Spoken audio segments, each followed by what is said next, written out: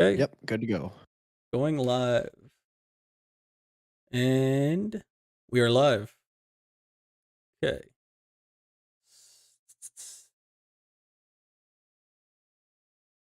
What is up, Guardians? This is Native Raider SweatySpookz. and we are the The BlueBerry BlueBerry Lounge. Lounge. All right. Hey, look at us going, keep it on brand, making sure that we don't ever get that intro right. Yeah, that's episode 16. Here we go. A lot of information to go out, but before we get into that, how's your week been? Week hasn't been too bad. Been a good week at work, good week in Destiny. Everything's been good all around. We also got a new gun to play with this week, being the Fatebringer Time Lost. Good roll of that. So yeah, it's been a good week. How about you? It's been good. Busy work as always. Got some good Destiny in here and there. Last night, tried to go for that confidence card. Got to 4 and lost. I was so sad. But yeah, messing around with different builds. Might have a video coming out soon. So that's about it, man. It's been cool. It's been chill. Got you. Got you. Well, I think we have somebody coming into the lounge through the front doors there. Yeah. Did you make sure you unlocked it this time? Well, I mean, I didn't. Yeah. Okay. Sure. You got like 10 locks on these things. Like, what's going on here? We need to be secure, bro. You never know when something's gonna pop off. You're a Titan. Ladies and gentlemen, it is with great pleasure that we present to you a moderator of our Discord, as well as a. Oh my God! I just brain farted. I'm so sorry. Oh my goodness! A beloved guest and a member of our community. It's Moira. How are you today, Moira? Hello, I'm doing real good, thank you. Yeah, welcome to the show. What have you been Indeed. doing? What have you been doing in Destiny this week? That's a good question. Good deal of comp. Guardian games just came out, so on Tuesday, Mhm. been doing a lot of that. Getting some Haraxapos new scout rifle. Mm. Yeah, that's Yes. been pretty interesting too. Yeah, it's an alright weapon. Not sure if I like it. Yeah, I was getting beat down by it in one match. One guy had it, bro. He was slaying with it. I didn't happen to check his roll, so I'm not sure. That's my bad, but I don't know. Yeah, I've seen people be good with it and people be bad with it. It's gonna be interesting. Yeah, Supremacy too. absolutely. That's been good. Hmm. Fun to Yeah, have that back after like 3 years. yeah. I mean, I've had some interesting experiences with the class specific version of that, but I certainly don't mind running the open version of it. That's for sure. Yeah, 6 of any class can be kind of annoying. Yeah, absolutely. But it's fun too. It's I'm having a lot of fun in that, but I can see the annoyance. I feel like it's either a stomping or like you're beating them down. Like there's not Oh too yeah. much like perfect balance or like a balanced close game matches in this. Well, and there's no Yeah. mercy, so Oh yeah, yeah, and that's the other thing. I've been seeing uh people leave a lot mid yeah. game, and you're just on either team, and you're just stuck trying to run around and find a couple guys, and it's taking forever. Yeah, exactly. So, Mr. Raider, why don't you take us through the agenda for the show right quick? Yes, sir. So agenda for the show, we got segment number 1. We're gonna go ahead and jump into the guest interview. We're all gonna get to know Moira a little bit better, and then he'll take his shot at the Wheel of Misfortune, and we'll end up going to a break from there. Then in segment number 2, we'll go over our show topic, which is the tuning abilities preview. A lot of information in this one. We're gonna go through all the actual bulleted points there. We're skipping a lot of the why they did it, because there's walls of text that if you're interested in that, go read through it. But we're gonna just hit the key facts and kind of talk about what we think about it. We'll hit the TWAB, which is also pretty beefy. I think it was like 6,000 something words, so we'll go through that. Also cutting down everything, just getting the main points there. And we'll take another short break, and after that, we'll get into our final segment, which is one of our favorite ones, and that's the questions from the show. We have a few announcements, and then we'll call it a show. Hey, looking forward to it. Yeah, good show. It's gonna be a good show, man. A lot of information here, so stay tuned for this. Can't wait. Yeah, definitely a lot of exciting things to talk about, and I certainly want to talk about the Taraxipos, if I'm saying that right. Yeah, I think But so. before we get into that, Moira, for the listeners out there who may not be familiar with who you are, why don't you just share with the listeners what you're comfortable about sharing about yourself? Yeah, sure. Like I told Native just before the show started, I am nearly just about done with my time at high school. Hmm. I'm 18, nearly done with being a senior, and so that's like next week, and then I have the summer to myself before college time starts. I don't want to maybe not get too into it without jumping the gun on some of these other questions. Hmm. Yeah, But that's fair too. playing Destiny for what, maybe about 7 years now, I think. It's kind of my main thing. It's been fun. Were you You, like you. did you start playing Destiny when it was in like alpha or beta? No, I did not. I Okay. started with Rise of Iron in 2016. Hmm. My father played during the beta originally during launch. I was too young at the time because that was 2014. I would have been 10. Yeah. So I just wasn't interested in it really. And then come Rise of Iron, I had probably seen like YouTube videos about it and was interested in the actual gameplay and was old enough to have a better handle on it mechanically. Hmm. And it's been great for it's I've been addicted ever since. Yeah. I moved to I played on PS4 originally, and then during I think season 5 or season 6, right around like Black Armory time, back when the PC version was still on BattleNet, the Blizzard's platform, they had a free weekend. So that's when I started, and I think on my YouTube channel, I have the video of the very first Mayhem game I played on PC that Mhm. went quite well, and I've been playing here ever since. Yeah. OG. Young but an OG in Destiny. Destiny 2, yes. Yeah. Um so speaking of that, I'm kind of curious about this because you are a little bit younger than me, obviously, and sweaty. But like you're starting gaming. Where did that start? Were you a Halo kid, possibly? That like what was your start in gaming? No, Halo was really. I don't want to say it was before my time. When did it come out? Let's see. 2001. It was before. Okay, so yeah, the original Halo is 3 years older than I am. Oh shit! Um, Damn, that makes me feel super old now. Golly. and my family in general wasn't really a huge like Xbox house. Mm. We were big on PlayStation. I can't honestly, I can't remember a ton of the games I played. I was big into Mario Kart back on the Wii. Hell yeah. That was one of the games I'd play for a good long while. Mm. I think the first PC game I played was probably Minecraft around like I'll say maybe 2013 ish. Mhm. Pretty soon before Destiny launched. I started getting into that. But so yeah, no really like historical games. I'll say. I guess Minecraft's pretty popular, but Yeah. Destiny specifically was my first. In terms of shooters, Destiny was certainly my first. I'm trying to think what was the first PC game I've ever played. Because I think my PC I did play like PC technically before Xbox. Um I think my introduction would have been early 2000s. Now, I'm just rough guesstimating here, so I'm probably misconstruing timelines because I'm old now. Let's be real.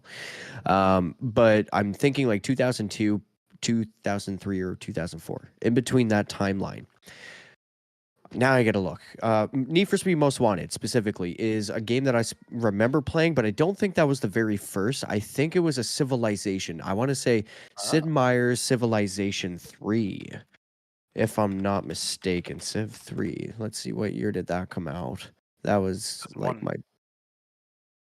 my. Yep. Yeah, okay. So even earlier than I thought. So, yep.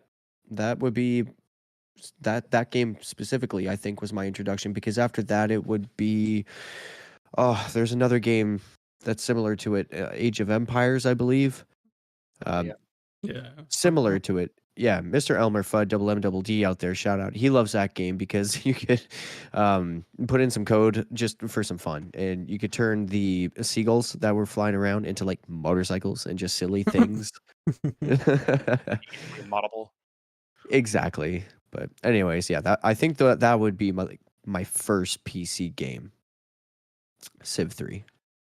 I must sound super old on this one because I was thinking about that while you were talking. My first PC game, I had to be, I think, in the first grade, right? And it was at the library at the elementary school, and Ooh. it was Oregon Trail on floppy disk.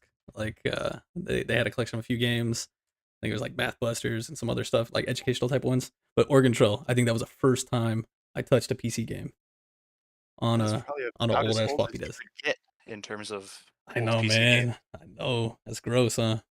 That's okay. Um, I'm gonna enjoy my. I'm 35 now. I'm gonna enjoy this for the next month before I turn 36. So yeah, okay, yeah, Civ 3, that is definitely it. Okay. Because the other one that I thought of that come up was Bass Fishing Pro, but that's mm, 2003. So yeah, Sounds Civ. awesome. Oh wait, no, it was nah. Yeah, I'm pretty sure that's what it was. But 2001 Civ 3. Sorry, I keep fact checking myself because I can't remember. remember There's a that. lot of bass fishing games out there So, apparently. Just Yeah, definitely. niche genre. do you guys remember Where in the World is Carmen San Diego? Did you guys ever play I've that? heard of that. Yeah, that was another early one around the same time, like that same grade. And it was. I just looked it up. It was released on April 23rd, 1985. 2 years before I was born, but they had it at school. It was cool. It was Yeah, fun. certainly before my time. Yeah. Hey, before mine too. Let's go. Absolutely. Oh man, I'm just reminiscing all the games. But let's bring it back to the interview here, because you know what? I'm kind of curious. You know what, Raider? I gotta ask it, and shout out to Gator. I'm gonna ask it the way you do, but Moira, what's up with the gamer tag, bruh? What's the story behind the gamer tag? That's a good question, and actually a story I remember quite well. Um, Again, around 2018-ish, back when I first started playing Destiny on PC, probably because I had access to Discord and the more really social connections compared to what you have on console. Um, Mhm, mhm, I was able to join an LFG group for Last Wish, which was it wasn't the first time. I don't think it was the first time I did Last Wish, but it was the first time that I had been with a team that like really I think knew what they were doing. And around that time, I was also playing Overwatch. One of my friends had gotten me into it, and Moira had just come out. And so it was the first time I was playing Overwatch on PC as well. And if you don't know, Moira, the character in that game, has like a life steal as her main attack, but it's not. It doesn't take that much effort to hit. It kind of just will auto aim as long as the enemy is relatively in front of you. So it was really easy for me to get used to on a PC, and I stuck with it. And I stuck with it so much that I changed my Steam name to it uh, for a time, and that happened to be the name that I still had when I joined that last Witch group, and so mhm. that's what everyone called me, and it's just stuck. Moira was annoying when she first came out. I played a lot of Oh that yeah, Overwatch, man. It was so annoying. So annoying. yeah, I felt it on my end. Especially people that were good with Moira. It's like, god damn, bro. Like, Yeah, uh, she's not as great as she was. That's for sure. nah. All right, next question here. If you were given the keys to the kingdom at Bungie, what's your first order of business? I I thought of a response for this yesterday, and I can't. Oh wait, no, never mind. I remember now. What I would do. So, and this kind of I've told you both of you before. I work in a very I do a lot of presentations and like graphical discussion Mhm. of really just trying to present information in a nice way. And one of the things in terms of Destiny that irks me a lot is the collections feature in the game. And the issue with that is oftentimes when you have reprised things or things that have had their sources removed in some way, they don't update their sources in the collections. Or in general just like inconsistent ways of writing them. Like I was looking through them earlier. For example, the age old bond from Last Wish says Last Wish raid, but then something from like Spire of the Watcher just says Spire of the Watcher. So not only is it inconsistent, it's also just wrong at times when you have like older weapons that have been reprised and stuff and don't necessarily come from their original sources. So Yeah, that's probably what I would do. For very first thing is get that all cleaned up, make it up to date and accurate. no, it's solid. I like that. It needs to happen. It's something that should be fixed. Good, They should have good. like a QA guy. You know what I mean? That's going Yeah, through and scrubbing everything. yeah, That's good like awesome. quality of life improvement of like, oh, how do I get this gun? Oh, this? Well, that doesn't exist anymore. So Yeah. Well, how I about guess I now? can't. Yeah. Oh well. Yeah. Yeah. Like, but that's probably holds true for a lot of the stuff in Dares of Eternity Mm, because like its whole thing is reprised stuff. right. Like, I guarantee you, you're not going to get a Season of the Hunt weapon from Wrathborn hunts anymore. That's just it's not there. So that's definitely the biggest area where that could be updated. Yeah, definitely. So I mean, one of the founding factors, I guess, of BBL is like we're always being improvement focused, certainly in any facet of the game, not just restricted to PvP. But Mhm. out of curiosity, what do you think might be the best advice that you could give a guardian that is considering looking at PvP objectively for the first time? Ooh, that's a great question. I would say, on the surface, I would say play Rumble. Rumble is a very good playlist to start in foundationally if you're trying to improve your skills, but that's not necessarily that great of an answer if you're just going in not knowing what to do. Hmm. Like, I can say, go play Rumble, and they'll play Rumble, but if you're not if you're just playing it like you would play quick play, it's not going to help you much. And so I think the point of Rumble in making it a valuable activity is just trying to focus less on necessarily kills first and foremost, but just where you are and like your map awareness and so game sense really is what it boils down to of just because there's no one to help you being needing being my bad being able to manage where you are in relation to where everyone else is and vice versa, and being able to get yourself positioned in such a way that you have options is very valuable. And it also in general just tethers you from relying on your teammates because you don't have any teammates, so you're really, if you want to succeed, you're almost forced to get better at those aspects by yourself. No, Yeah, exactly. super That makes a solid lot of sense advice. to me. Yeah, for sure. Game sense, game sense, game sense. Yep.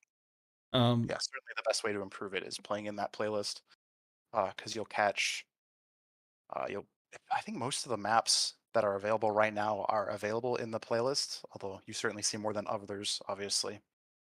But you'll also get to hear uh, one of the big things I contribute as well to being so aware oftentimes in the Crucible is audio mm, and being able to tell what audio or what sounds mean what things and from where. That's a very valuable information source in determining what your plan of attack or retreat can be. yeah, audio cues are huge for sure. Yep. I wanted to ask you also about the compendium, and I know we've talked about it personally, but I think it'd be awesome for the listeners to hear this because I think it's really something awesome that you do, and your knowledge base in this game is crazy, man. Like you're always hitting with the good facts in the Discord. But tell us about your contributions and for players like I didn't know what a compendium. I've never even heard of that. Like, what is it exactly? Okay, so yeah, so for those of you who don't know, the Destiny Data Compendium is a spreadsheet uh, managed by the Destiny community. It's nothing official, but it's just a massive hole of various information. So there's information on perks, weapon perks, exotics, a bunch of subclass elemental related things, and really just everything that the game doesn't tell you outright. Hmm. And Bungie had themselves have said in the past that the reason they don't give exact numbers, like for example, one of the things the spreadsheet tells you is that kill clip is a 25% damage buff and it lasts X amount of time, I think like 5 seconds. The reason that Bungie just doesn't say that, because you'd think it would be helpful to have that information just in game, but when it comes to localization and having to write perk descriptions in however many languages they make the game for, it's much easier to write vague descriptions, especially when you don't necessarily have to update them every time a perk gets buffed and whatnot. Mhm. Damn, that makes Mm. sense. I never thought of it that way. It's actually kind Yeah. of cool. So like, yeah. So when they like kill clip used to be, I think 35%, or maybe it was just 30%, whatever. When they change it to 25%, they can keep the description in game of just improving damage and not have to worry about localizing it at all, compared to having to change that number across all languages is much more work. And in terms of my contributions to it, because I don't run it, thankfully, I don't think I'd have the time or the patience to test for all these things. Um, but it's really just miscellaneous things that weren't tested for. Um, Anytime there's data there that's missing, that like we know as a value that we just don't know about yet. Occasionally, I've gone and tested that. Less so nowadays because there's just more things and I'm not really thinking about it a ton. But closer to when I first discovered this spreadsheet, like just looking through like I don't know all the exotics, all the exotic weapons, there was a lot of miscellaneous data points that were missing because not that they weren't important, but just nobody really cared about the specifics. And I'm like, okay, I can, go out and find this just to have it on record. And so that's what I've done a lot. And in more recent times, I've kind of just been helping because I use it a lot in my own projects. And so occasionally when I go looking for some data, I'll be like, oh, this is slightly inaccurate, or like this word is misspelled, things like that. Yeah. It's awesome. I told you, man. Like, if you ever need somebody to test something on, I'll be your target dummy. Like for real, because I like doing that shit. Like I wanna sit there and learn it too and Yep, test I'll be. test things. So hit me up. You were late telling me that by about a week. Recently, we had some one of the admins in my clan uh, was concerned about the new bow from the season, the Raconcheur, Mm, has a unique perk combo that I think only it and the Lunalata can get, the Viced stasis bow. mm-hmm. Mm-hmm. And it can get shoot to loot, which is where if you shoot an ammo brick, it picks it up essentially with your arrow and it reloads all your guns, which will also pick up orbs of power next season. They're buffing that. And then headstone, where getting a Mm. precision kill creates a stasis crystal. And usually the crystal from headstone counts as damage from that weapon, which we've seen before on weapons like Aya's Luna, where getting kills with the crystal shatter will activate perks like Unrelenting, which are usually just weapon damage. And so the question was, can the shatter damage actually activate shoot to loot if there's a nearby ammo brick? And we found that to be not the case, unfortunately. But that did require a bit of testing that I'm sure you would have been happy to Yeah. What substitute for. what column is that? That's the fourth column for shoot to loot, or is that the third? Oh no, it's the third column. Perfect. I was curious about. Okay, so you had that. What about explosive tip or explosive head? Would that, because I mean that has a kind of an AOE effect as well. Uh, Did you that's a guys? great question. I did not. Headstone was really the big thing of like, oh, this could be a valuable tool. I Mhm, think explosive head is a less option of like, oh, this could have some interaction. right. That should be more direct weapon damage. That would probably activate it, but I'm not sure. That would have to be tested. Hmm. Be interesting. And then we also wanted to test that cascade point gut shot. I'm not sure if I have it, but I'll have to take a look again to see if it's in the vault somewhere. I'd be I'd be happy to run the numbers for you later on that. That should be an easy thing. Yeah, there was another one too that I was actually. It was on the Taraxibus. The Yes. what was it, man? I think I put it in. I was talking about it today because I ended up listening to DCP Live and Legola Flash actually talked about it, and so the hell did it go? Hold on, I'm trying to find it. It was Gut Shot and what was the other one? Hold on, hold up. Probably Cascade Point. No, not Cascade. I'm tracking the whole Cascade thing. Oh, okay. Gut Shot and Explosive Payload. And Okay. I did hear the about that. yeah, the reasoning behind it, you were saying, is because the explosive payload, when you hit that Oh, whatever, it counts as body damage, so it's gonna automatically do more damage to the body with gut shot straight. So that's something I want to play around with. I'm on the lookout for that roll though, well, just to see. that.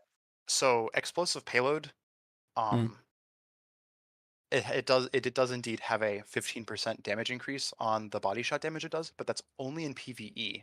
okay. Well, Uh, oh, for gut shot or for yeah, explosive payload? for explosive payload, Yeah. the explosive increase only happened in Crucible, or not Crucible. In Crucible, there it stays the same. So gutshot explosive wouldn't do anything in Crucible, if that's what you're wondering. No, Outside of no, it's not the explosive damage yeah, buff that's happening. It's the fact that it's gonna activate gut shot straight.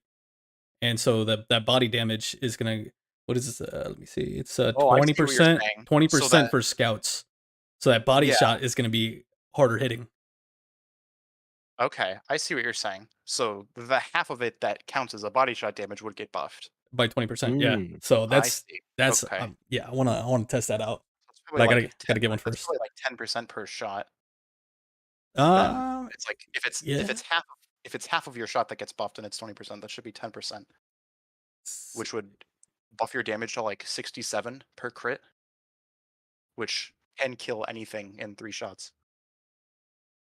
It'd be interesting. It does say that body shot damage increases by 20% for scouts, autos, bows, It and does say hand that here. cannons. So I don't know, something to test, something to be on That's the lookout for. that's And what I'm saying. It is 20%, but mhm. because the body shot damage is only half of explosive payload, your total bullet damage would only be Oh, increased okay, by 10%. got you. So we'll have to test it That's out. interesting. Yeah, Yeah, I would have to look out for that. yeah. Shout out to Legal Flash. That's not my original idea or nothing like that. That's from him and the DCP Live guys. Nice, nice. Not have a roll of that yet, so I'll be sure to look out for that. So, one signature thing about Moira that many of us are aware of or have seen in our encounters with Moira in the Discord is he's created some really awesome renderings from Blender and knows his way around the tool. So, how long have you been using this tool, and what has been your favorite project or creation so far? Okay.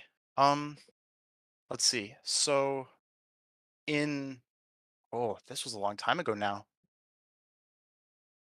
In maybe Beyond Light times, I had the idea, I think I was just bored, honestly, that I would make a slideshow presentation with Google Slides, detailing on what I thought the best weapons were at the time, per weapon type. So that way, even if you were looking to use a weapon type that wasn't necessarily great, like sidearms historically have not been the best weapons. They're pretty strong right now, but in the past, nobody really used them. And so my line of thinking was basically, if you wanted to use a sidearm, what would be some good options? And that went well for a while. I updated it pretty consistently, like every season, really, when just new options became available. And then it started to bother me. So basically, the way I have every weapon type set up is you have two legendary options, one per slot when there can be, not for stuff like glaives. But so like for auto rifles, say, so I would give a kinetic slot auto rifle, an energy slot auto rifle, and an exotic auto rifle, regardless of whatever slot that was in. And so, for example, the exotic auto rifle I used a lot was Surus Regime, Mhm. because it's really the best auto rifle for Crucible still, I think. And the issue that was arising as we moved further into Beyond Light is that I use the screenshots that are provided through the Bungie.net API, which Light.gg uses. That's where I get all my weapon screenshots from. Um, Everything pre Beyond Light still had the white background, but everything Beyond Light and post Beyond Light has this dark background that we have now. And so roughly a third of the slideshow had light backgrounds while the rest of it had dark backgrounds. And that was really jarring graphically. Mhm. And so I had the idea, I don't know how I even like how the idea even occurred to me. But I thought, well, instead of having to be irked by having different weapon backgrounds, I'll just make them myself, and they can all have a dark background. So in July of 2021, I joined the Destiny Model Rips Discord server, and they have essentially reverse engineered the code that Destiny uses to build its shaders and such, and like the how weapons look. And not only that, but they've figured out how to extract 3D assets from the game. Okay. Most importantly, without getting banned, because that was an issue early on. And so they've made it ban proof now. And so what I would do is I would using these tools that I've been provided would rip the model of a weapon like Surus Regime, load it up into Blender, because I must confess I'm certainly no expert in Blender. It's a very it's a process that's very unique to extracting Destiny models, and so I'm very good at this one thing. But honestly, most of Blender is still a relative mystery. But anyway, I would import this model, get all the textures set up, put a background behind it, and just render it, which is a massive oversimplification. Some weapons, like I said, I joined in 2021. It's taken me 2 years almost to finally manage to get everything, all the weapons I have listed, updated and fully rendered. Mm. Because I think I have probably around at least like 200, maybe, Yeah. Wow. weapons rendered between projects. What was So the name of that Discord again? Because I Uh, want to get more into that Blender stuff for like so I can do some like really nice custom like thumbnails and stuff. yeah, for sure. It's the Destiny Model Rips Discord server. I can send you an invite link Sweet. afterwards. Just writing it Uh, down so I don't forget. yeah, there you go. And in general, I think probably the favorite project I've done, which is still, granted, still Destiny related, probably it would have to be, I think, Spookz, the picture I made of the two of us after we went flawless. Hey. That confidence card. Mm-hmm. That was certainly the most like meaningful thing I've made in my time using the software and these tools. That's awesome, man. I love it. I was curious too because I know you threw a render out there of two guardians sitting, Yep, but with the King's Fall background. we Was were in it? the org stream.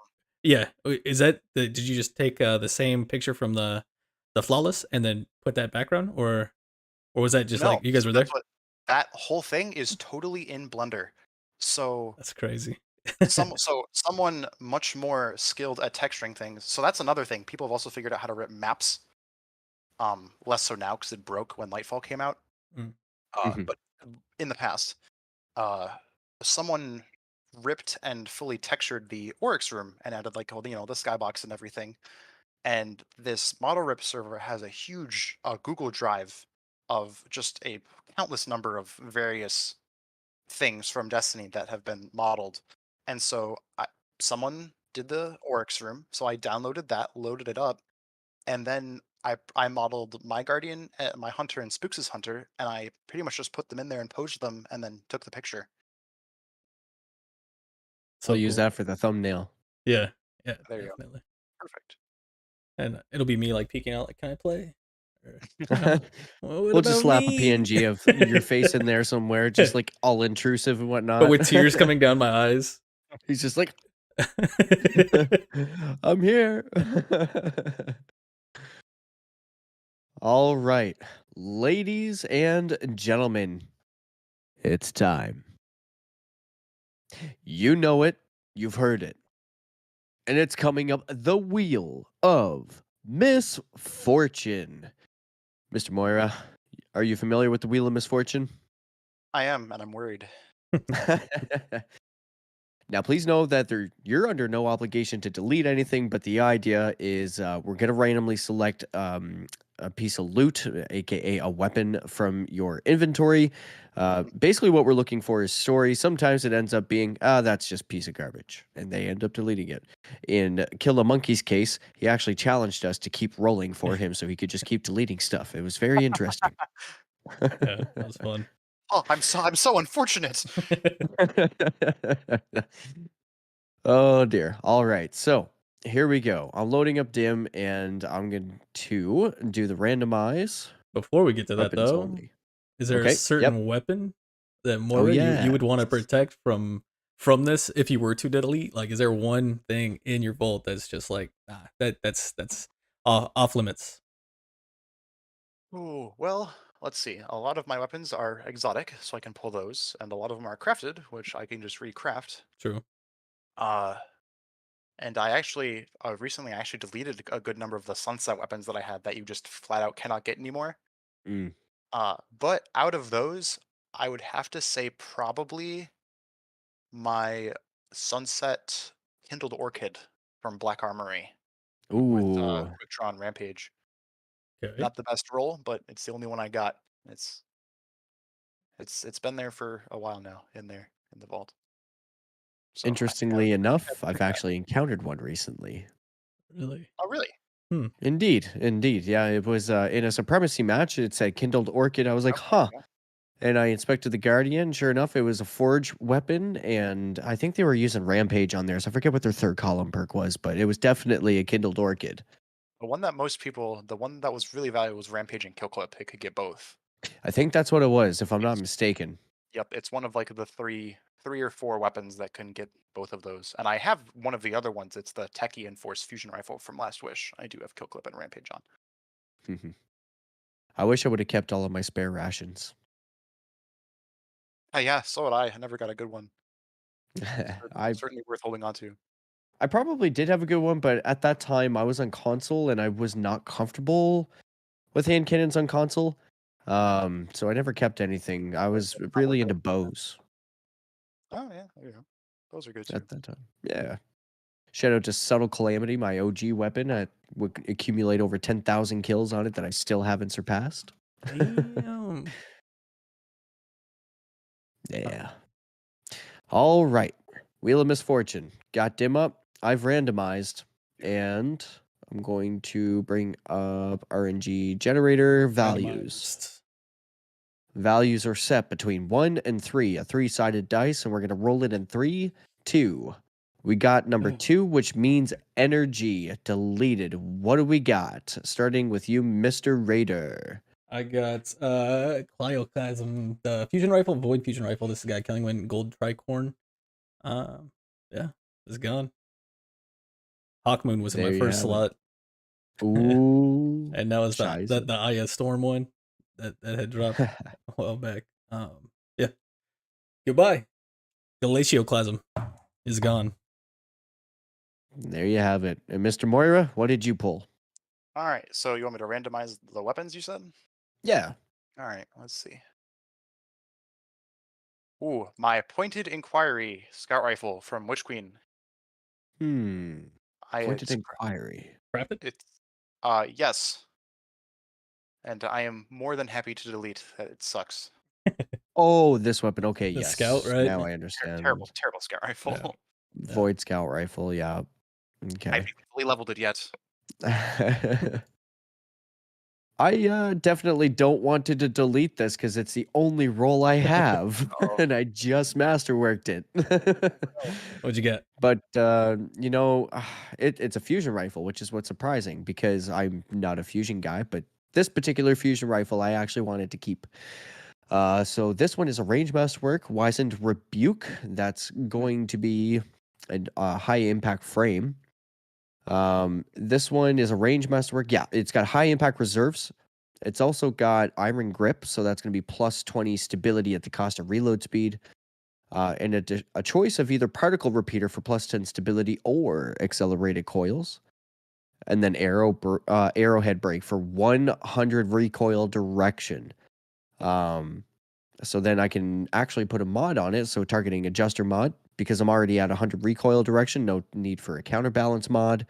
Yeah, it comes in at 61 range stat, 58 stability, 32 handling. And as a hunter, dodgy boy that can reload if I so choose to, I'm not so worried about having 0 reload speed stat. Considering I only get 2 shots. Plus, I'm just going to put it away and then use the reholster mods to reload it anyway. So, Oh, yeah. 0 reload speed. That's good. It's good. Zero. It's good you're in Hunter. I've had some 0 reload speed weapons. It hurts. Yeah. Yes. I'd like to see like an animation of how long it is. You know, It's just, painful to watch just a like reload that slow. like reloading a LMG or some shit. Yeah. Yeah, Like- basically. For Wise and Rebuke, it's 2.83 seconds. Like Raider, you may as well you're- just go oh, raise you're- your son for a minute. Yeah. Right. Like, yeah, it just slows the animation down, so it just takes you a really long time to put that put another battery into the gun. It's so painful to watch. Indubitably. Yep. So was it deleted, There you have it. or you keep? Oh no, No, I'm no, keeping okay, it. I'm okay. keeping it. I ain't deleting it. Kept it safe. I was playing solo trials earlier for a little bit, and whenever I would come up against overshielded Titans, they stand behind their barricade. I stand in front of it. I charge it. They get pushy.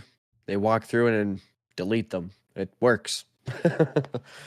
Oh yeah, that is I awesome. don't know. Wise and Rebuke. I just like it, man. It just works. All right, guys. So that was Wheel of Misfortune. We're going to take a quick break, and then when we come back, we'll jump right into the show topic. Got lots of info about ability tuning in Season 21. Emotional damage. All right.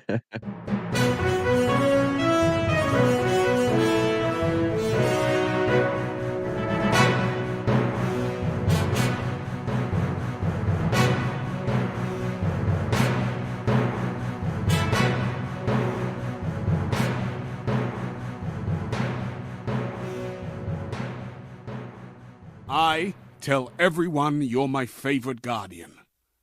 Who cares? You fight like an animal.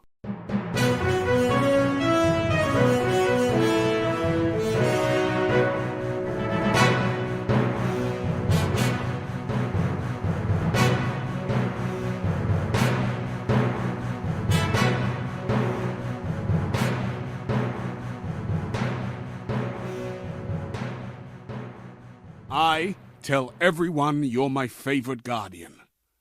Who cares? You fight like an animal.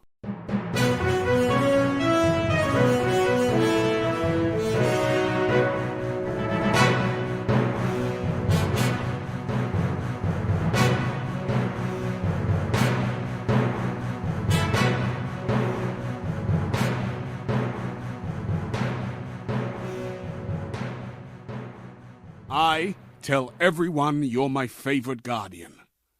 Who cares? You fight like an animal.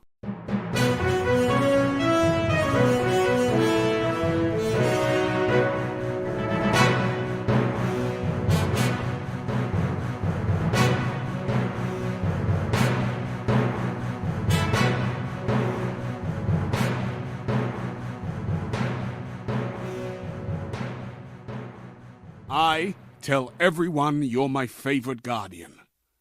Who cares? You fight like an animal.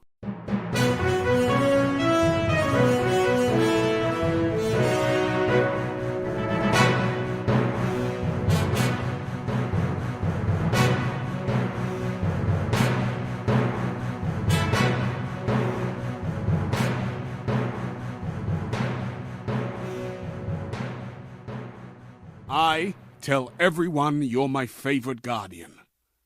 Who cares? You fight like an animal.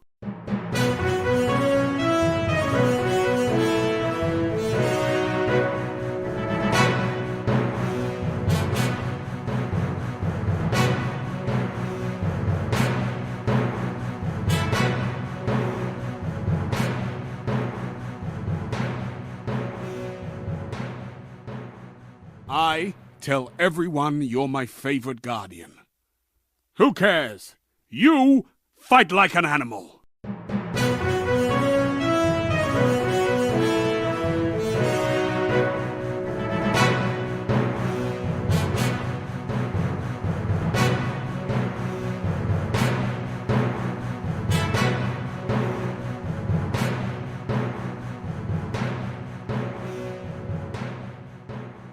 I tell everyone you're my favorite guardian.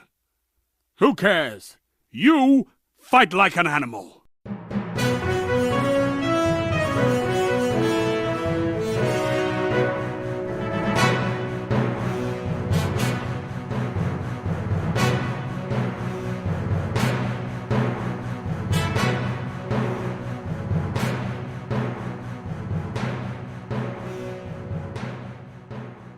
I tell everyone you're my favorite guardian.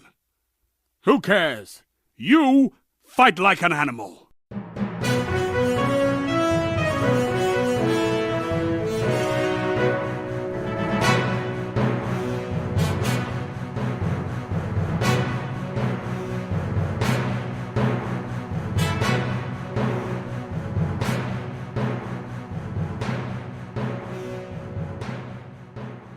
I tell everyone you're my favorite guardian. Who cares? You fight like an animal.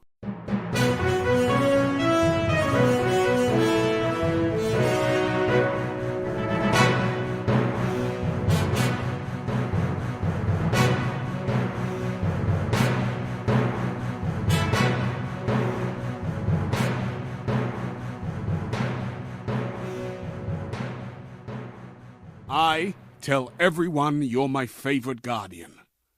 Who cares? You fight like an animal.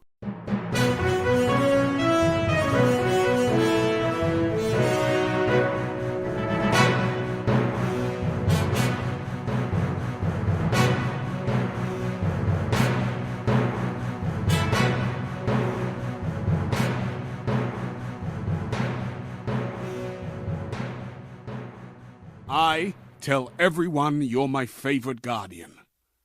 Who cares? You fight like an animal.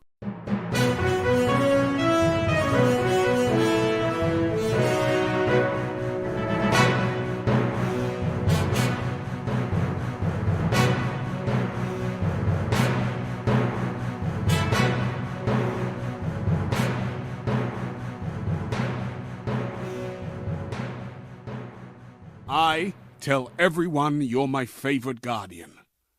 Who cares? You fight like an animal.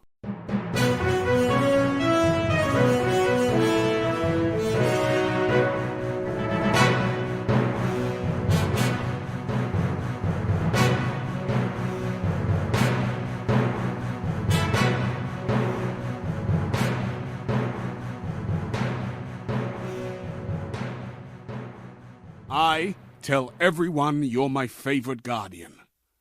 Who cares? You fight like an animal.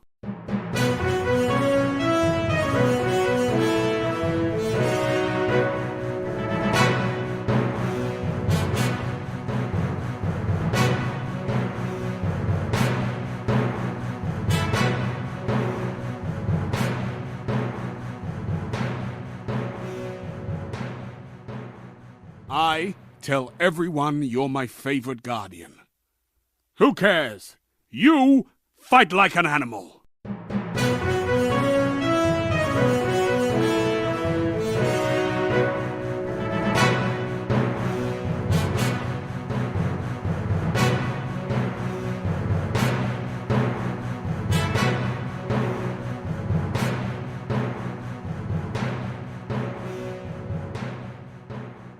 I tell everyone you're my favorite guardian. Who cares? You fight like an animal.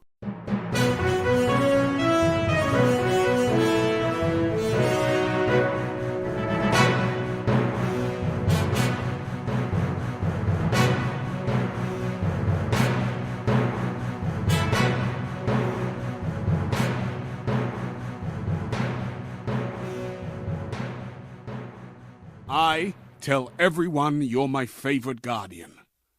Who cares? You fight like an animal.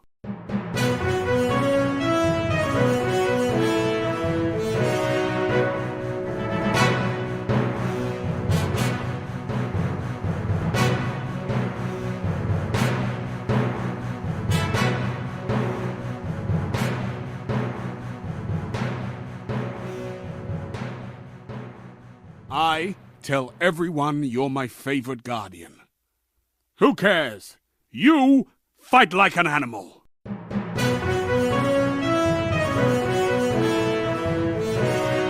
One. All right, ladies and gentlemen, and we are back with the show topic of the day, Season 21 Abilities Tuning Preview.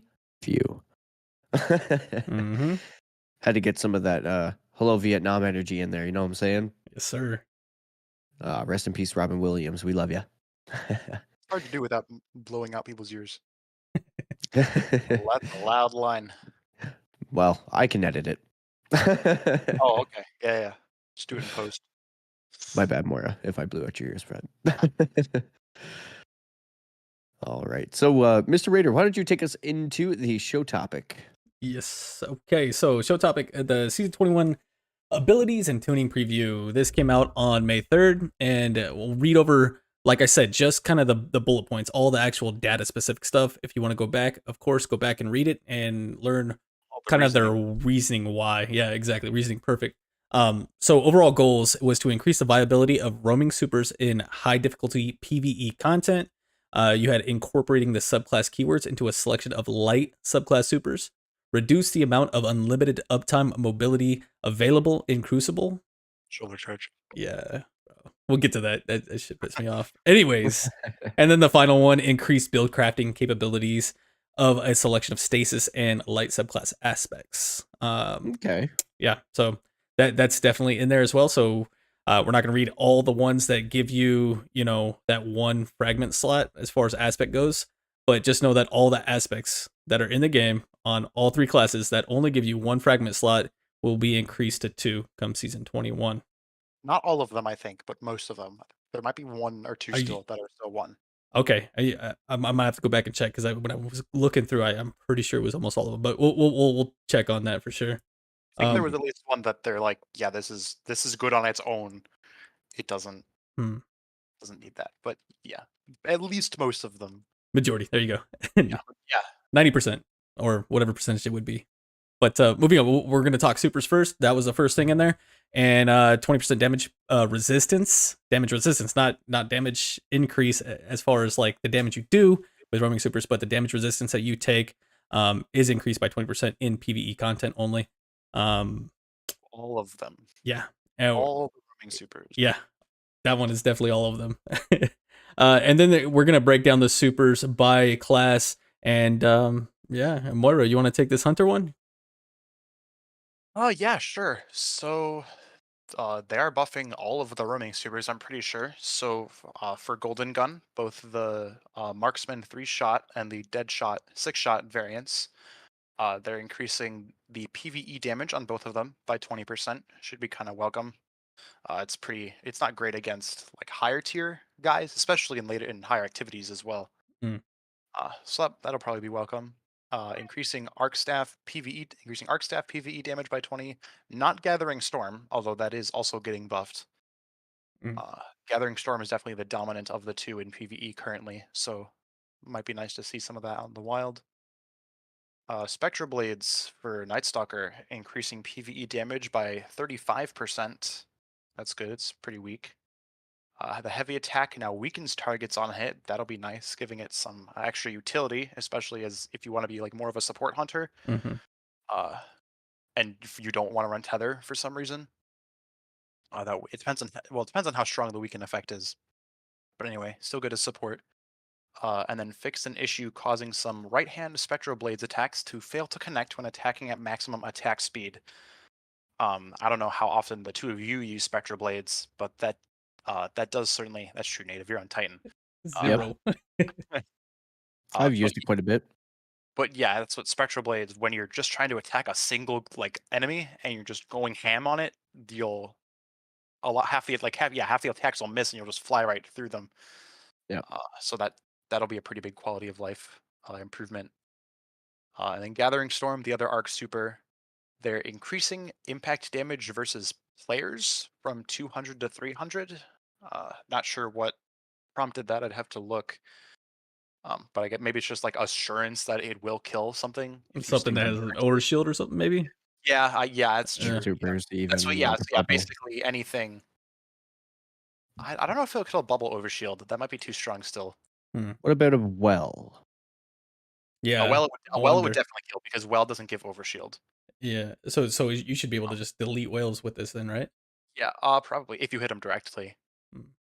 Because Oh 200 yeah, damage is direct. yeah, direct impact damage. Because 200 is the amount of health you have at tier 10. So yeah, it's basically just like assurance that if you hit them directly, they're gonna die. Is there any? Sorry to interrupt you, but real quick on that, like, is there any what would you call it, like kind of stickiness or anything like that? Does it kind of go toward a character when you throw it, or is it just pinpoint like that's it? In Crucible, I'm not sure. I haven't used it enough. Mhm. Spooks would be able to tell more than me. He was using it earlier today. Yep. I think often the enemies in Crucible are too small, and it's too short of a throwing distance where I think any aim assist that it does have wouldn't really kick in. Okay.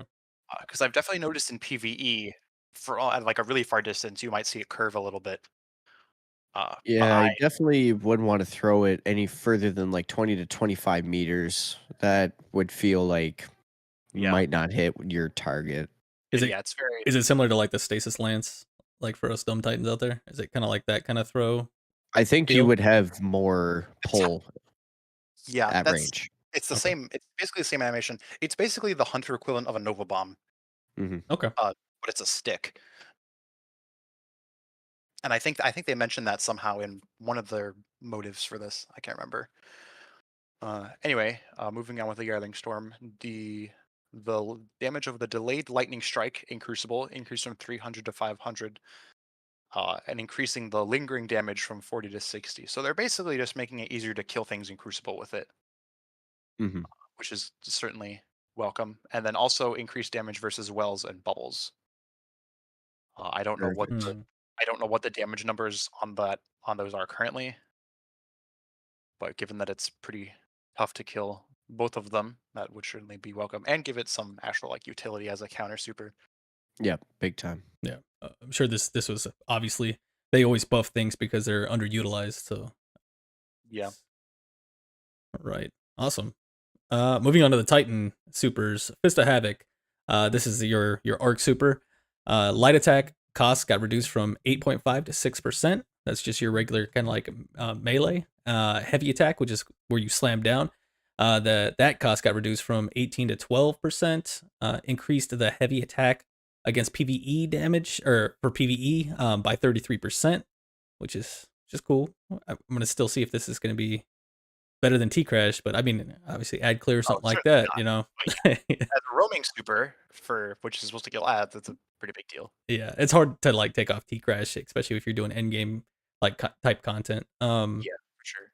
Heavy attack now blinds targets near the center of the slam area, which would be cool. And it does say targets, so I would assume that applies to. I mean, they're in the center, they're gonna die anyways. But curious how Yeah. big that. I mean, it says near the center, so how big that Yeah. that radius is. How near is near? Yeah, exactly. That's always the Exactly. question. Glacial Quake. That's the not dead. stasis super that they increase the shiver strike thrust speed while in super by 10%. So it'd be a lot faster with that melee, right?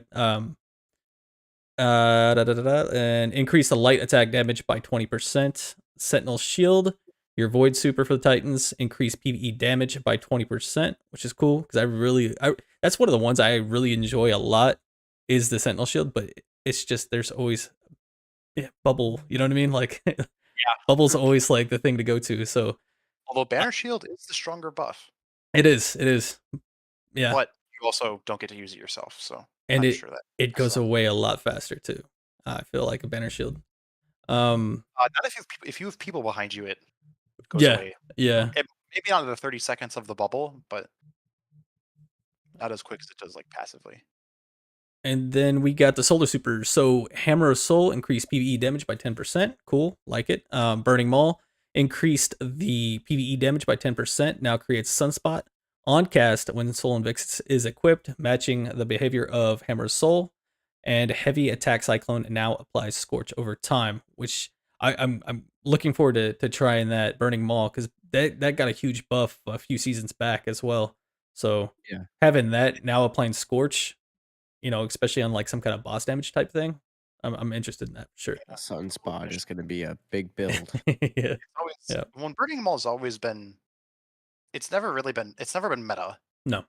outside of the throwing hammers doing crazy damage, but that's not the super. But it's definitely always been a fun super to play with. So yeah, hopefully it's a little more worth.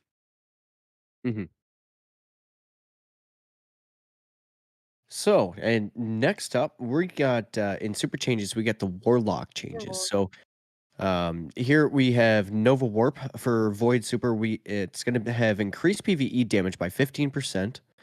A fully charged attack now makes enemies volatile on hit. That'll be cool. Now, I know Gators out there just throwing the hands up like bow wow chicka Yeah. wow Yeah, he's super happy. Now here we go. Nova Bomb. So Nova Bomb PvE damage increased by 20 fat stacks, aka 20%. Storm Trance Arc Super increased PvE damage by 25 fat stacks. Damage ramp while attacking now occurs more quickly, over 3 seconds, down from 5. Which Land- to clarify on that, so yeah, Storm Trance, as you hold it on a certain target, the damage slowly increases. So Mhm. right now it's 5 seconds, it'll be 3. Get to max damage faster. Nice. It'll be cool. That's big news. Yeah. Now, Landfall Detonation and Seekers also now jolt targets.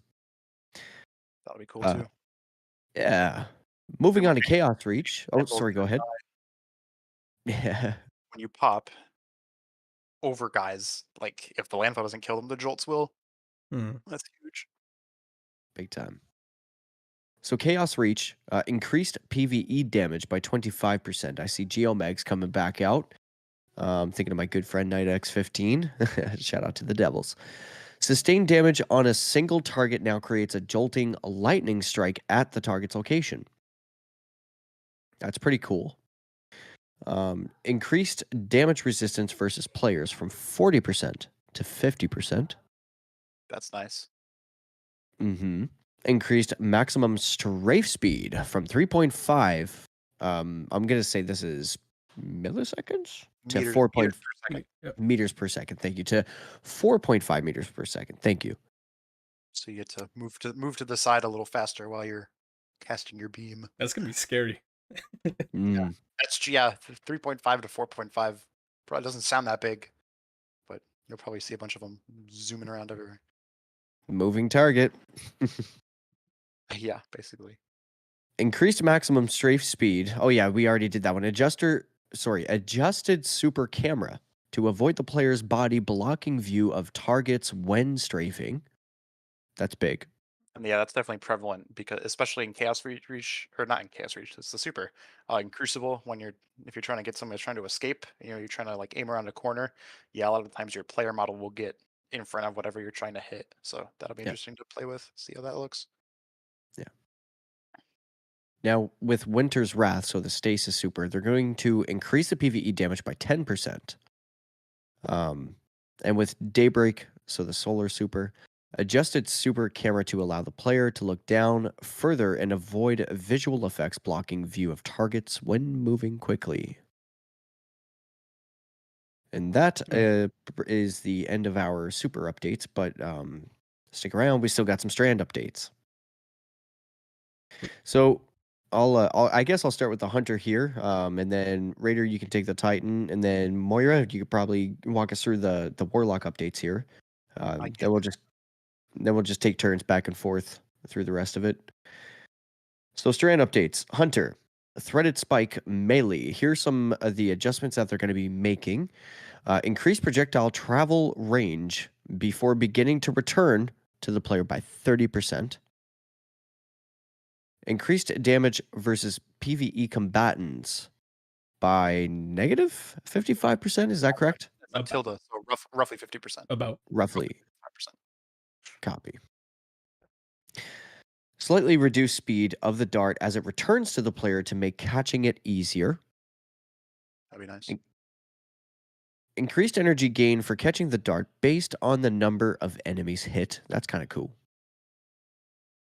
Now pierces Cabal Phalanx shields. That's big.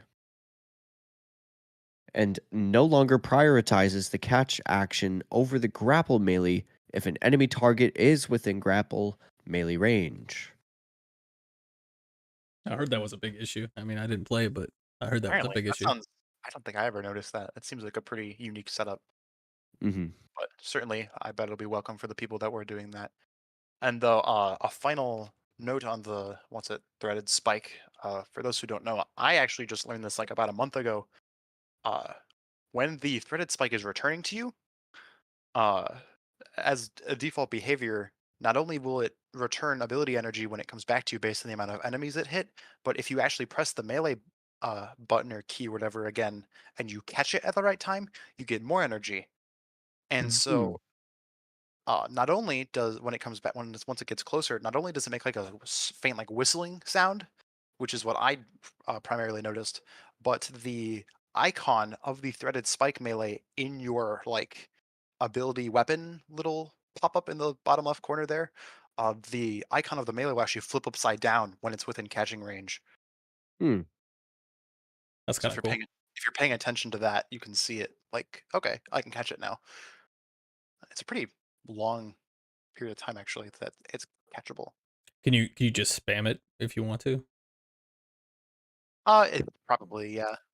I was curious. I didn't know if there was like it doesn't allow you or something like that. All right. Moving on to the Titan ones here for the strand updates. Frenzied Blade, which is our melee, decrease the cooldown based on how many melee charges a player has stored. At 0 charges, cooldown is reduced by 15%. At 2 charges, cooldown is reduced by 30%. That's kind of cool. I like that. Have more uptime on your melees, which And those are fun. I was confused by this initially, and they made the same change to the Warlock melee, which we'll get to in a second.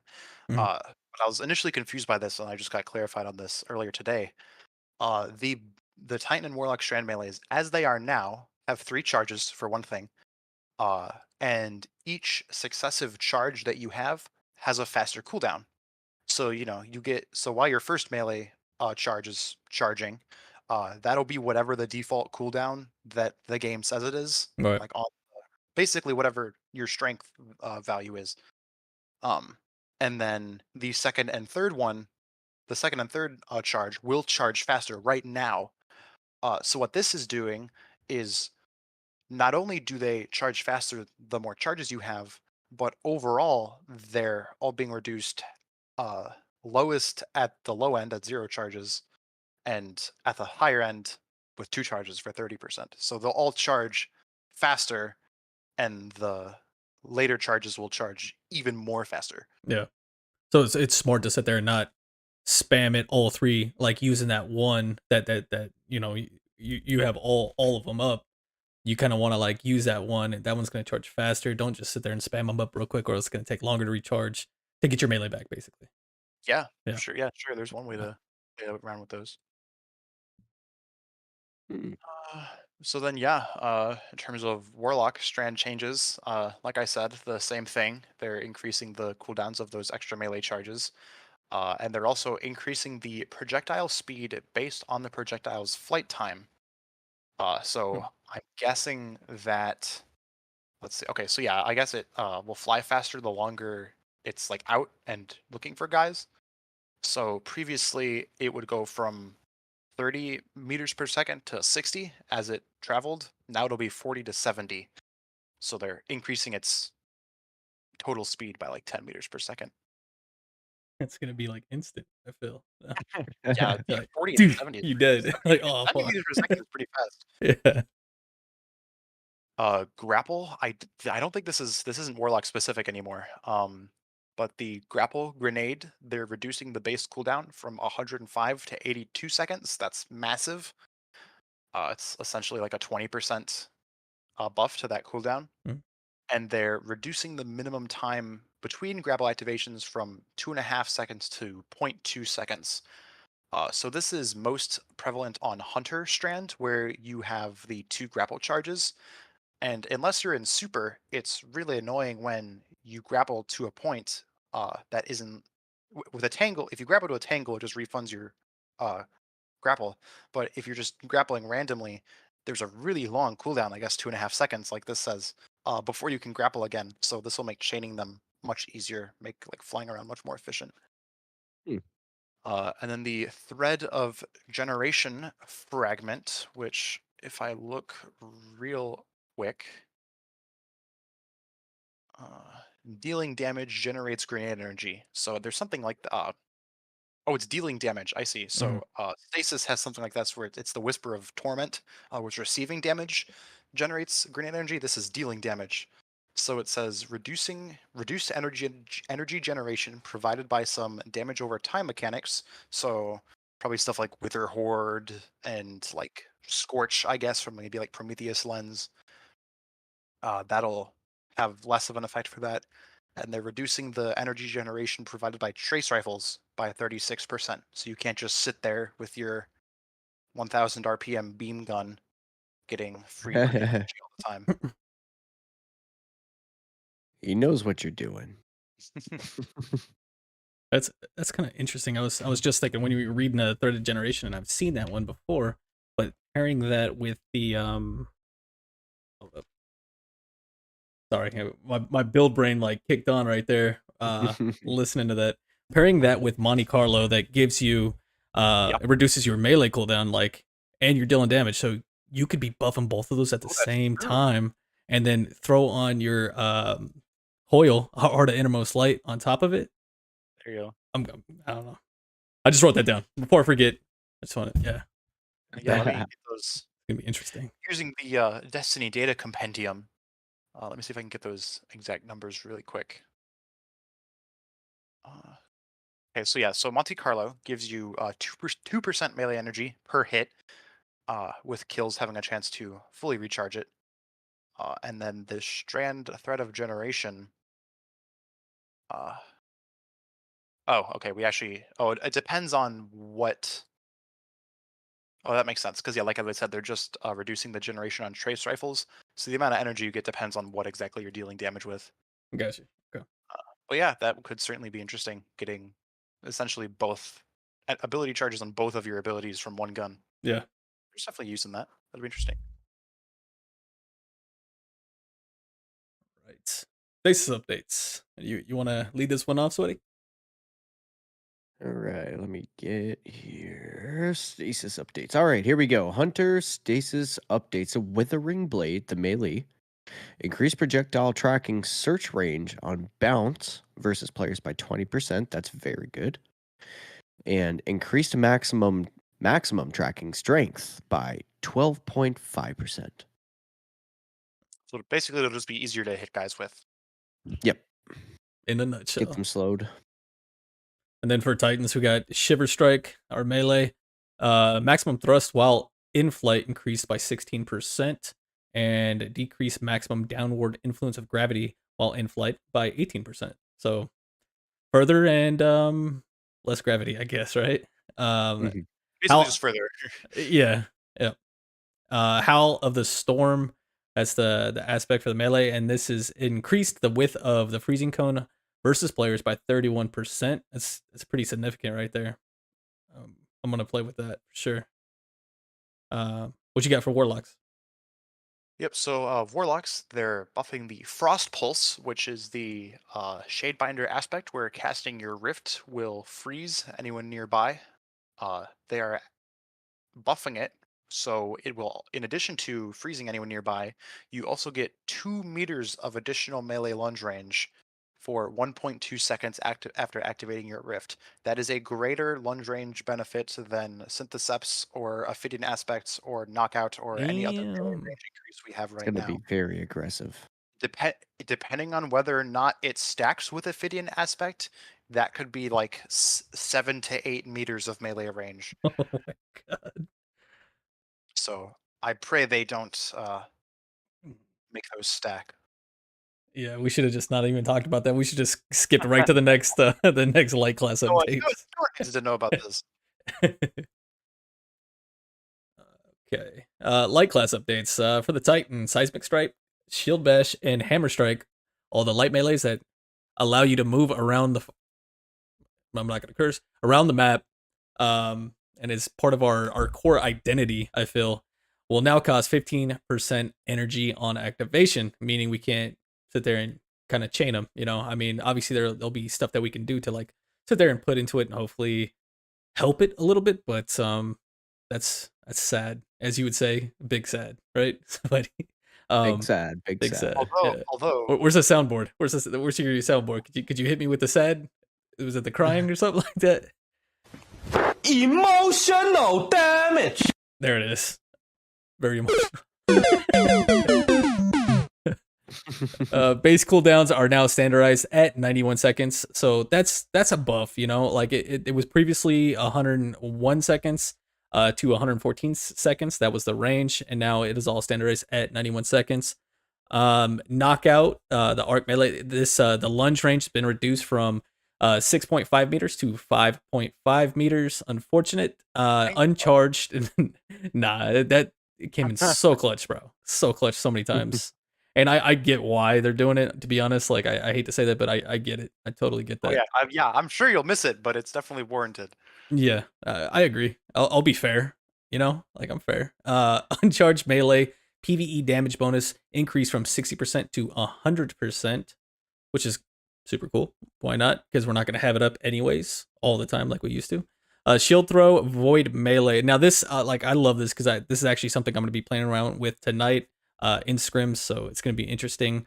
Increase the base impact damage from 60 to 70. Increase consistency of finding and adjusting initial trajectory toward a new target after a bounce. I think that was huge because like a lot of times like it was so easy to whiff on that shield throw. So that's gonna be nice. It's gonna be really nice, and that little damage boost. 10 is big, especially when it comes in Crucible. Throwing hammer. That's our solar melee. Now adjusts its initial flight trajectory based on your aim assist target. Soul Invictus increased the damage dealt by sunspots to enemy players per tick from 17 to 22. So it was all pretty much buffs besides those two nerfs and the top one is a nerf and a buff at the same time, so we can almost like neutralize that.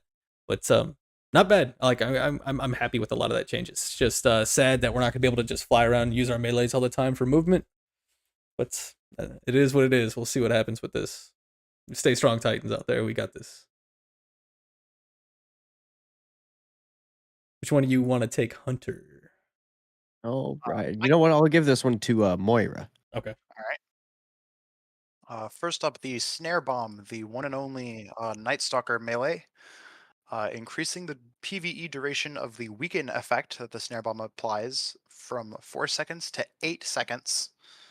That's a good, nice quality of life thing, doubling the weaken effect. The Proximity Explosive Knife, one of the solar melee abilities. The detonation damage versus in Crucible reduced from 105 to 90. That's okay, but it's countered by the impact being increased from 14 to 20. So that'll probably just mean you'll do less. Pretty much, it'll just amount to doing less damage to yourself with the knife explosion, which did happen quite frequently. Then the weighted throwing knife, another of the solar melees, on mouse and keyboard. So this is a nerf. Reduced minimum tracking shape size by 25% and maximum tracking shape size by 10%. The shape grows over 0.5 seconds after the projectile is thrown. So basically, they're just reducing the amount of aim assist it has. Okay. But they're reducing it less the farther out it's going. And then lightweight knife, the third solar melee on Hunter. This is, I don't really see anyone using this knife, probably because it's not explosive or can't one shot. But if you hit someone with it, I believe it gives you radiant.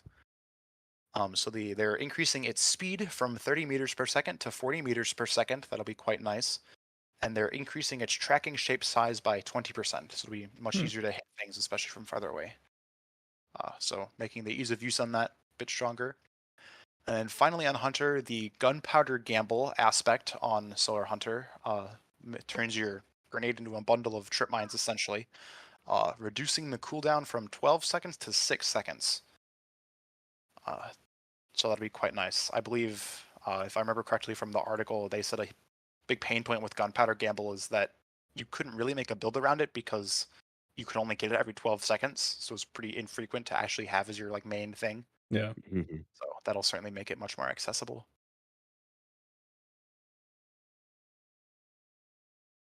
All right. And in Warlock, for the Incinerator Snap, which is the solar melee, fix an issue preventing the secondary projectile arming shape from activating. Total damage first player is reduced from 150 to 135 to compensate for dramatically increased consistency. So the Ball Lightning Arc Melee increased PvE damage by 30%, reduced ping scalar on both primary and secondary detonations, so combatants are less likely to be knocked out of the secondary strike area while the player is amplified. Oh, interesting. Yeah. So yeah, I feel like that was added recently, where if you're amplified, the Ball Lightning like knocks you back. Maybe it wasn't that recent, but definitely an Arc 3.0 thing.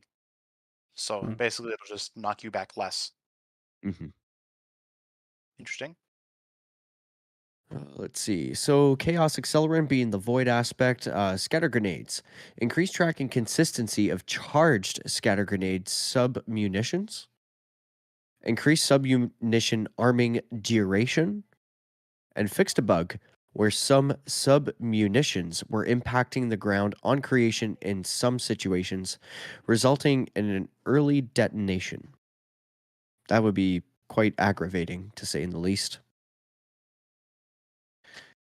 Fixed a bug where some submunitions, magnetic grenade, the handheld supernova. Increased charge, go ahead. To clarify on that, so Magnetic Grenade is its own grenade on all Void subclasses. If you just throw it, it'll explode once, but if you stick it to someone, it'll explode twice. On Warlock specifically, with the Chaos Accelerant aspect, and you have the Magnetic Grenade equipped, charging it will produce the same handheld supernova effect that used to be on Void Warlock before Witch Queen. Mm-hmm. So that's what they're changing. Let's see. All right, so magnetic grenade, the handheld supernova, increased charge hold time from 3.2 seconds to 4.5 seconds. And then for the lightning surge arc aspect melee, fix an issue allowing lightning surge to deal more instances of secondary strike damage than intended. Now targets can take a maximum of 2 instances of damage from a single activation of the ability, one from the primary lightning strike around the player and one from a secondary lightning strike. Also in regards to lightning surge, this change necessitated some changes in damage values, but in general, its damage output should be significantly more consistent and slightly higher than the intended value previously. But without the ability to one-shot a single enemy guardian from full health. That's good. Very, very That's annoying. good. Yeah, I can't Mhm. stand getting killed by that shit. That was definitely a pain. Less now. I think people have Yep. kind of gone back to using whatever they like now. Definitely a pain point back in Season of Plunder when they did the whole Arc 3.0 stuff. Oh yes, big time. Yeah, certainly a welcome change. All right, moving on to the next one here. We got subclass keywording tuning. Scorch. First up, increase the stun time before stacks begin falling off from 1.5 seconds to 2.3 seconds on players. Increase the stun time before stacks begin falling off from 3 seconds to 4.5 seconds on PvE combatants. And Jolt. Reduce base PvE damage by 15%. Reduced additional damage scalar versus major combatants in PvE by about 20%. And They're then nerfing it. and yeah, and then speed booster, yeah, because Jolt's super strong, bro. Like using any kind of Jolt things, like especially like on like yellow bars or champs or something like that, you see that chunk damage like as soon as it gets that Jolt. So I believe they said it was basically the Solar Scorch with less effort and way more damage. yeah, there you go. Mhm. That makes sense. So. Speed booster, let's go run fast. Bonus jump acceleration scalar reduced from 1.5 to 1.25. Now activates while sprinting after 2.5 seconds, down from 3 seconds. Both of those two top ones I feel is a buff.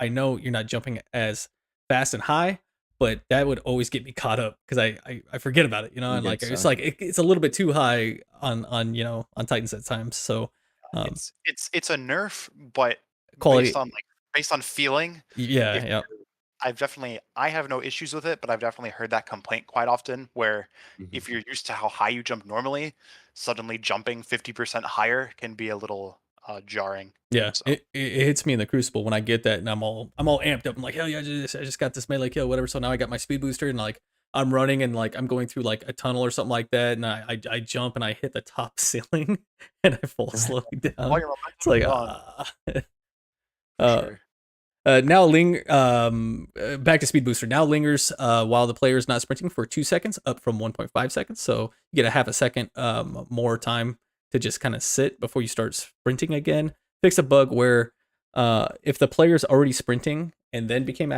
amplified, speed booster would not be granted. So all in all, just pretty good speed boosters. Jolt, Overall a buff. yeah, yeah, definitely. All right. So let's take us into this week at Bungie. That was it for the class ability updates coming in season 21. So like I said, go back and read through all the reasoning behind it if you so choose. But those were all the actual statistics and data that we pulled from that. But moving in this week at Bungie. First up, we got Season of the Deep. They did release a screenshot or a couple screenshots. Same thing, one without the text, Yeah. but it looks super cool, bro. Like I'm looking forward to this one. Very excited. I haven't paid much attention to this season, to be honest. Like I still haven't even finished the season. I did like the first 3 weeks and that was it. But this one, I'm diving deep. Huh? You see what I did there? Season of the Deep. I'm diving deep. But yeah, no, it looks really cool. What do you guys think of that screenshot that they have there? Does anything jump out at you or anything? I think it's going to be pretty wild. Yeah. I all I can say is there's a massive eyeball there. The Leviathan. It's the Leviathan. That's what, so yeah, so for anyone who hasn't seen this awesome piece of key art, which you should probably go looking for and look at it yourself, presumably we're returning to Titan, the old destination from Destiny 2 year 1. So which means Commander Sloan is back, although in this picture she looks somewhat taken, so it'll be interesting to see the consequences of that. But she's essentially looking through a massive viewport of some underwater structure. If it's a ship or a building, we don't really know yet. With three very aquatic-looking guardians floating in front of her, and behind them is a colossal creature with a massive eye, looking at all four of them. Mm-hmm. Destiny 2, Season of the Deep. I Very, think we're very gonna have cool. good story here, and Yeah. with so the Leviathan that I know of besides Callus' ship is the one from Book of Sorrow. That's the only lore books that I've read, and that was like the one that was sitting there and like basically warning the Hive sisters, "Hey, don't go any further. Blah blah blah. Worms are bad," kind of thing, right? He was a guy of the light, right, or a being of the light or whatever. It seemed like a good guy. So I is that our ally? Is that the homie? Like, are we gonna ride with him in water, or what are we gonna do? Like, it's gonna be cool. I can't wait. There was also a Leviathan worm on the Cabal homeworld of Torobathal, which is what Okay. Callus based his ship off of. Um, that's where the ship gets its name and its huge like mouth at the front of it. Mhm.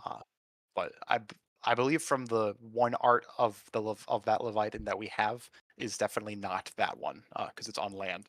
Yeah, and in that Book of Sorrows, they would call it the deep, of fundament, right? And that's where Yes. they were going to follow the worm familiar and all that kind of stuff. And it was a Leviathan there. So I wonder if we're gonna actually see Savathun come back at all.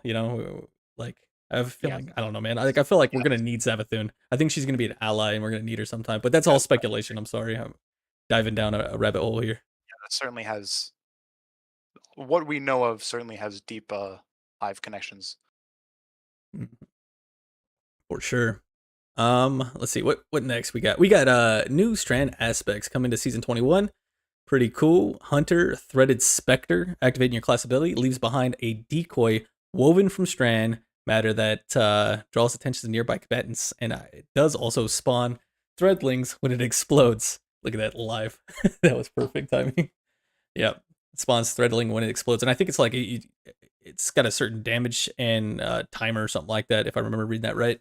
I think after, if it's just sitting there for long enough, or if enemies, because I think the idea is that it will draw the attention of PvE enemies. Mhm.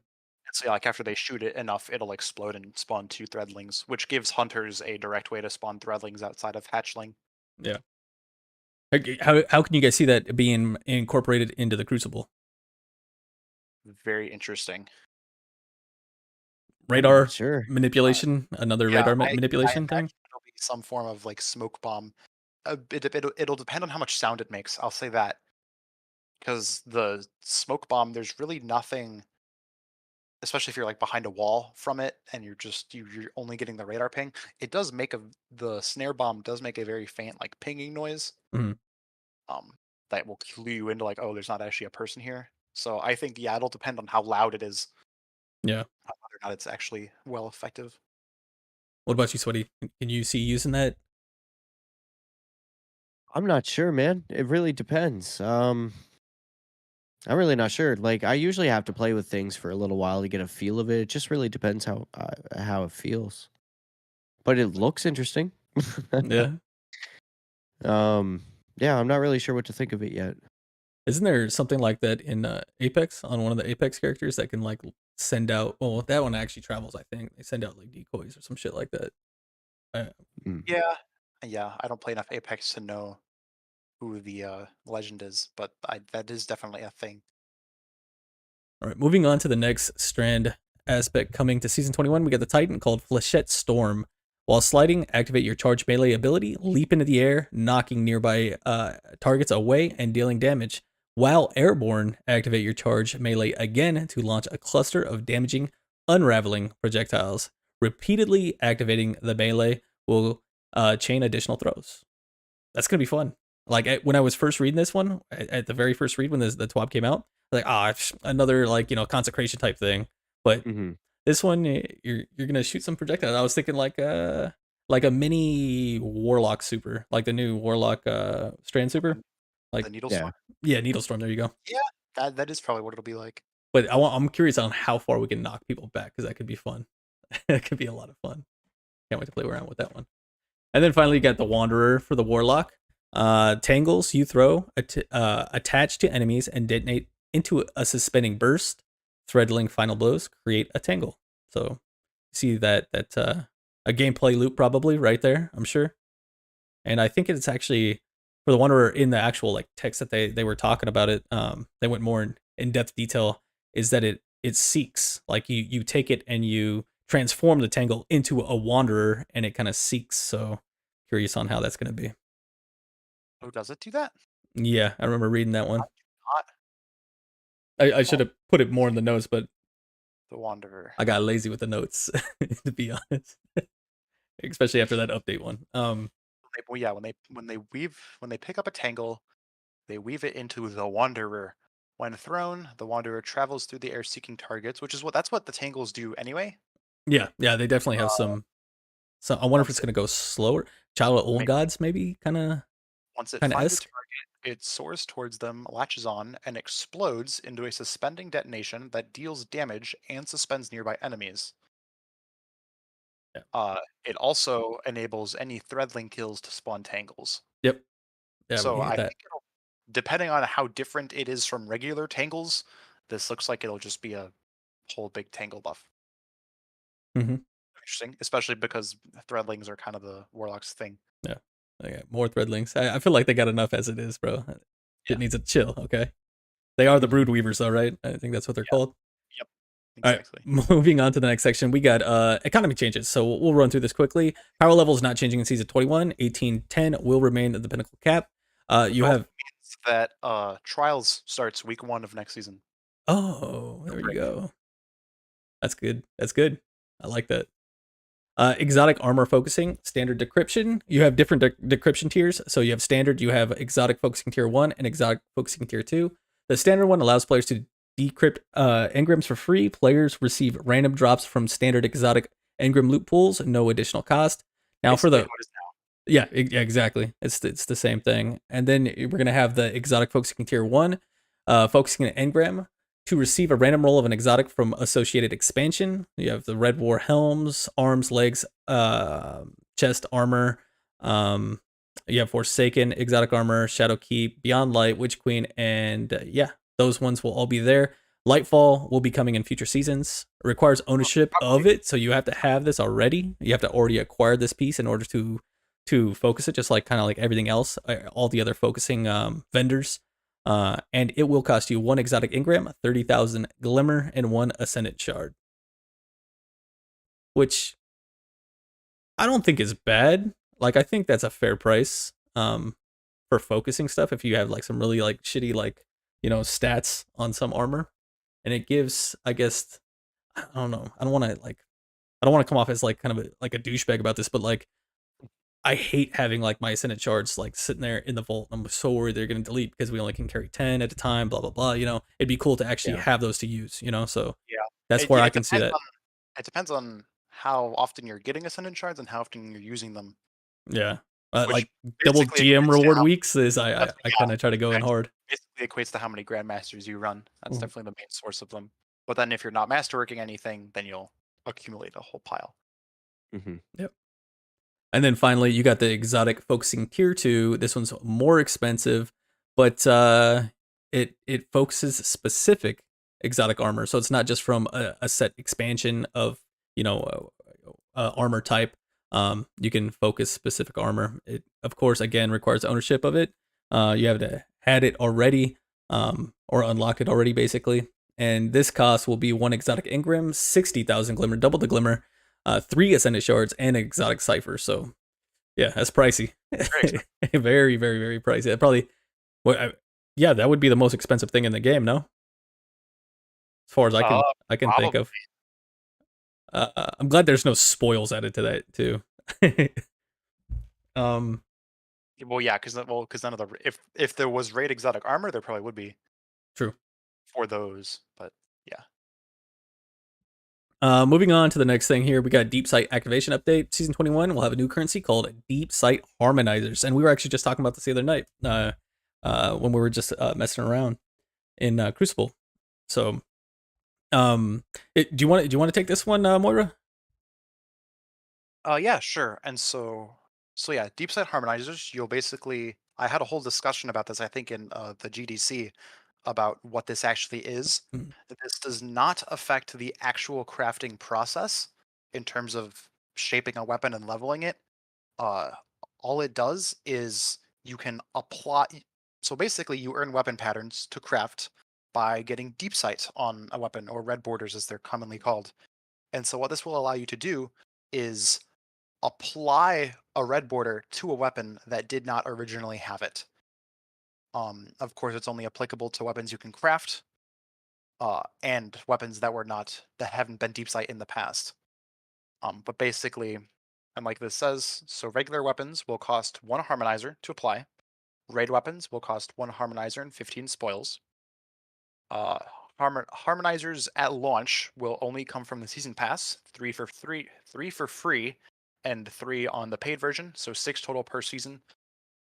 And then anything you buy from end of raid chests, so stuff like the Vogue chest, which isn't currently craftable, I don't think, but I'm pretty sure they've said it will be, or like the Deepstone Crypt chest at the end.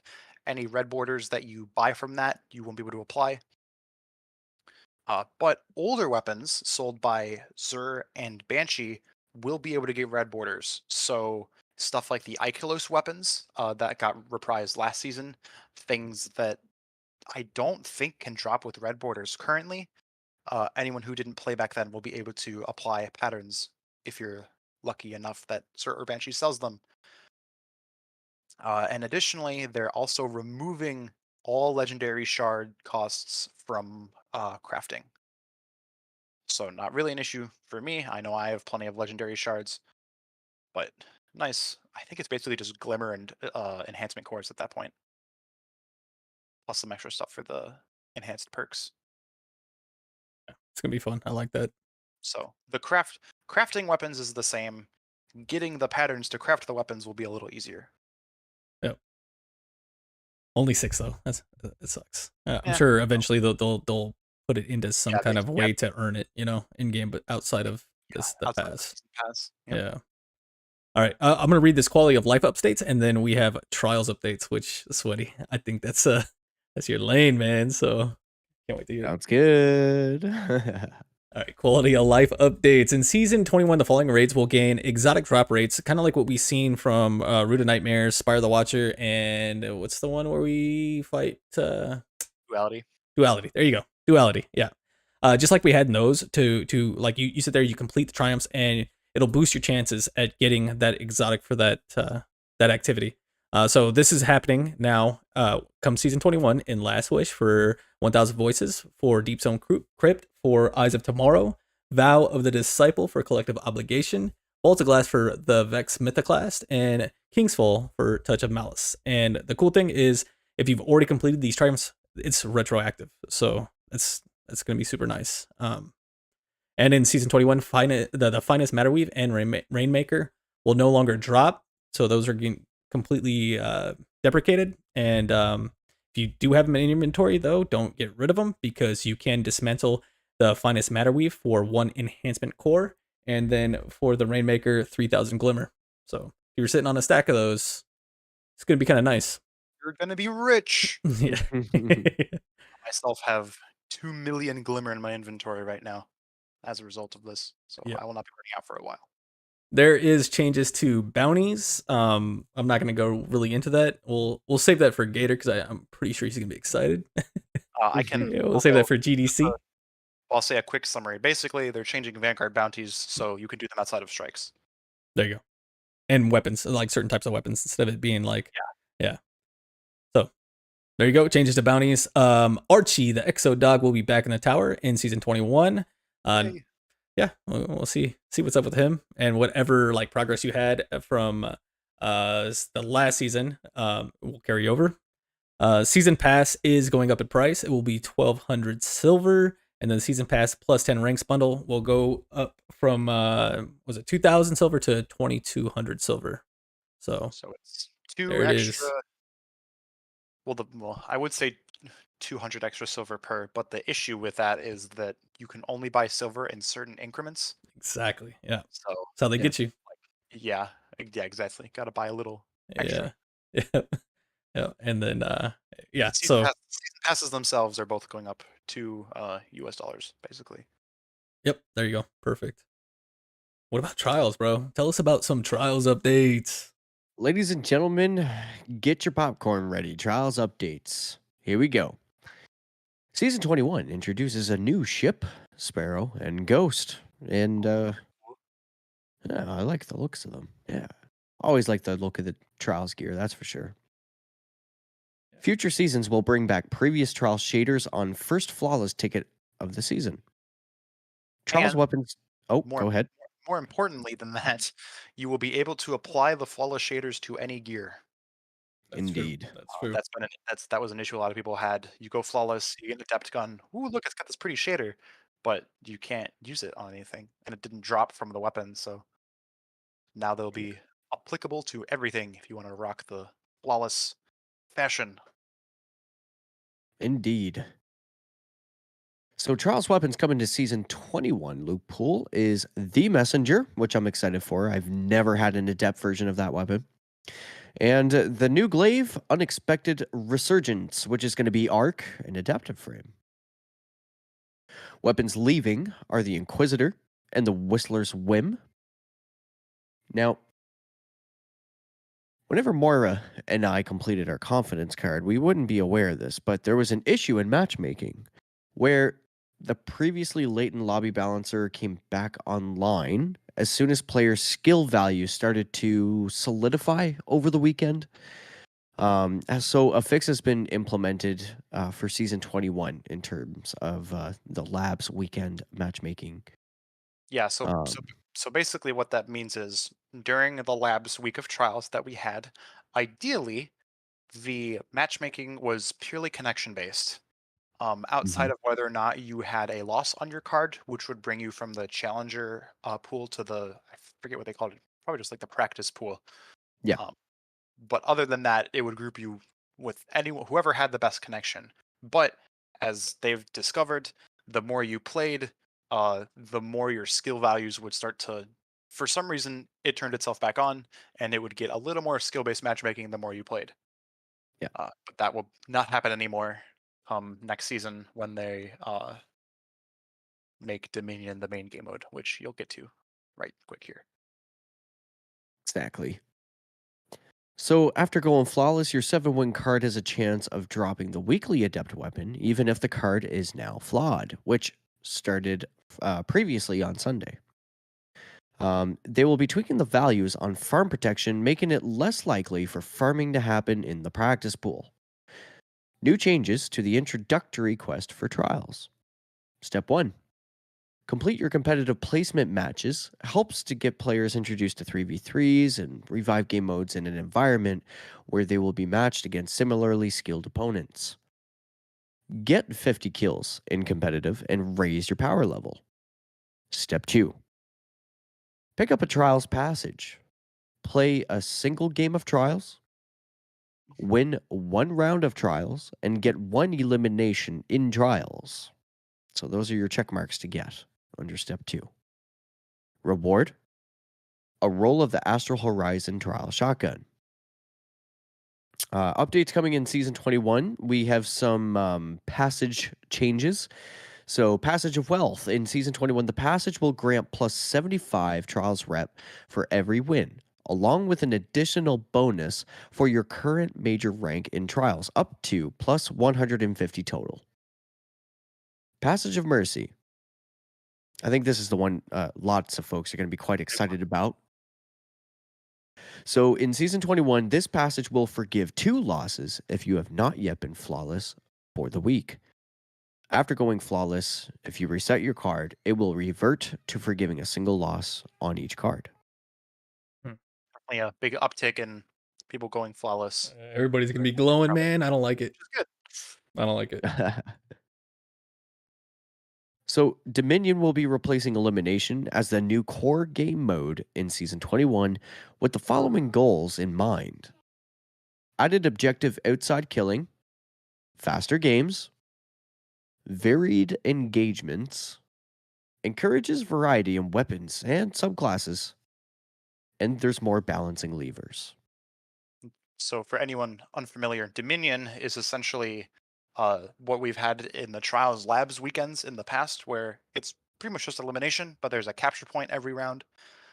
And so, as Spook said with a couple bullet points, having a objective is less likely to encourage more passive gameplay, which is certainly dominating Trials, or has dominated Trials for a very, very long time, because there's no objective until the round timer ends. And it also gives them more opportunity to tweak how the games go, because they can move spawns and zones around, which one of the things I'm very excited for. They mentioned in this TWAB on Burnout, they are improving Oh, both yeah, of the that's right. spawns of Burnout and moving the zones. So the teams will have a bit more equal footing. Yeah, instead of one outside, one inside. Yep. It'll be both in the middle area. That's gonna be interesting gameplay right there. Basically, I can't wait. the Burnout map, at its very lowest level, is essentially a 3x3 grid. You have like your outside 3 areas, then a middle 3 areas, and then like in very inside 3 areas. And currently during Trials, one person spawns on the outside right corner, and one team, and then the other team spawns on the inside left corner. And this was a problem, especially in Trials Labs weekends, because the point could spawn in the 9th of the map right next to one of the teams. So they basically had free point control. Now they're changing it so that both teams spawn on the middle left and middle right areas of the map. So they have equal control of the various map regions, and the zones can spawn along the middle line of little regions of the map. Okay. So you have your 2 teams are spawning in the same spots with equal distance to wherever the zone is. Hopefully it'll make that feel much more balanced, which it certainly needs.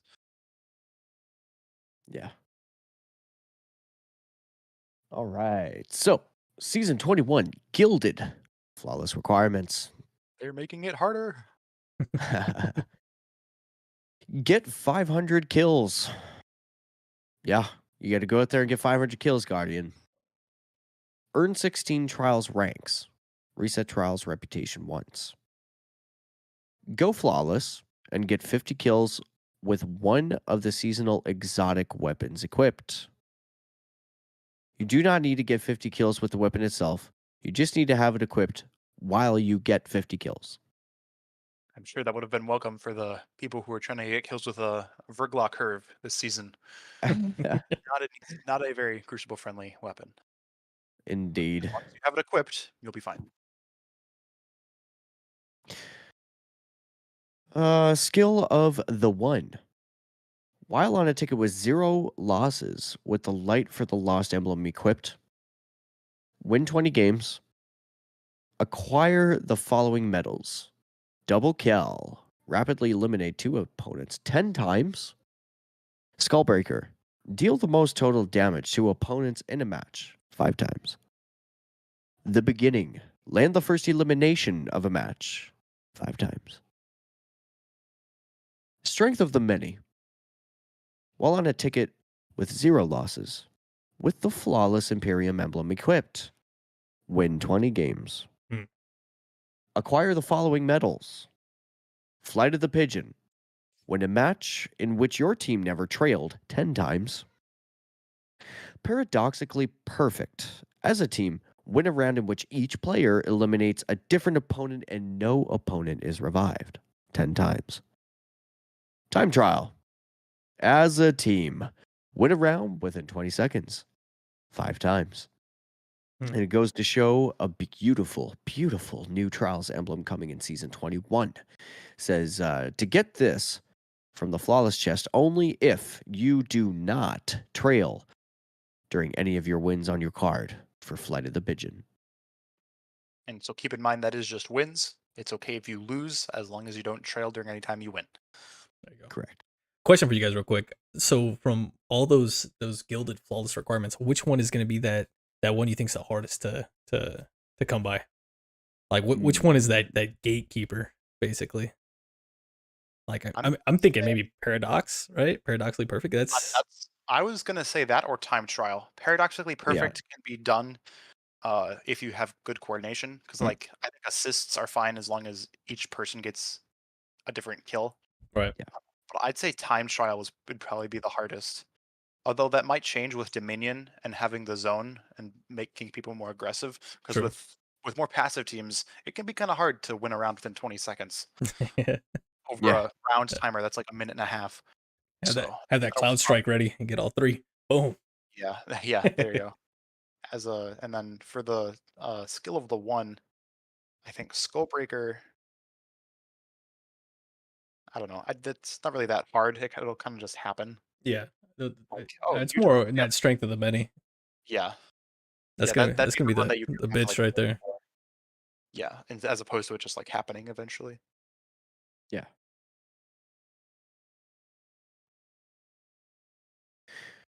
So, after that, we got Prime Rewards. One of the emotes is going to be Hit the Bag, exotic emote. Going to be punching a punching bag. Going to have a Phalanx, exotic ghost shell. Going to have Alton's Ambus, legendary sparrow. And Pumping Iron, legendary ghost hollow projection. And there will also be some new Guardian Games mobile and desktop wallpapers available. That should say Alton's Ambush, by the way. Ah, gotcha. That's me. That's my bad. That's on me. Then they got some player support. They got Art of the Week, Movies of the Week, and I Should Go from Hippie. There's the TWAB. A lot to it, man. A lot of trial stuff. Big swab. Absolutely. Yeah, huge TWAB. Plus the subclass article. Yeah, I know. It's so much information to go through. Which means that we probably need to take a break before we get to these questions, because we got quite a bit of them that we got to go through. Absolutely. So, ladies and gentlemen, without further ado, we'll be back with community questions right after this.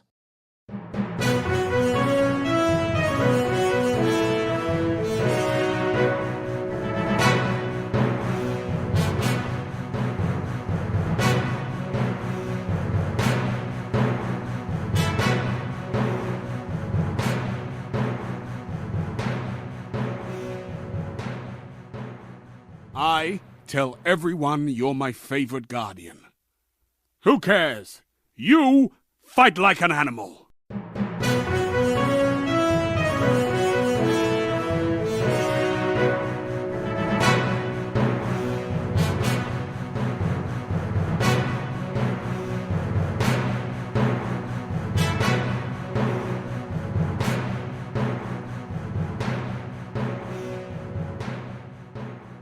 I tell everyone you're my favorite guardian.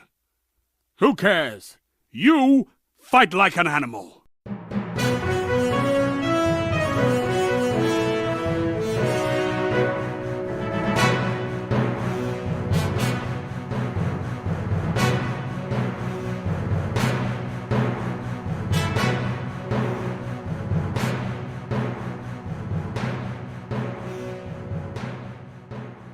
I tell everyone you're my favorite guardian.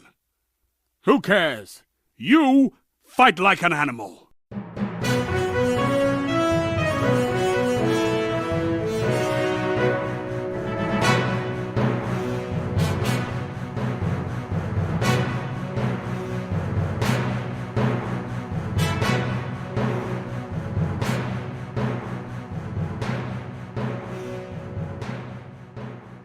I tell everyone you're my favorite guardian. Who cares? You fight like an animal.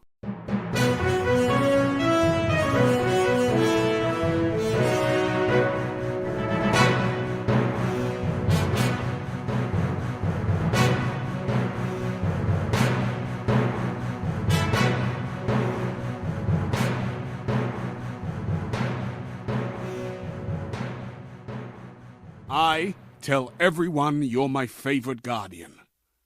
Who cares? You fight like an animal.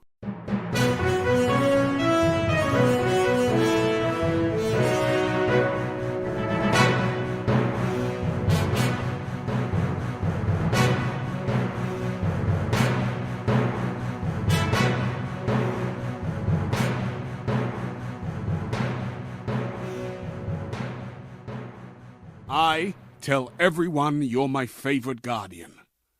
Who cares? You fight like an animal.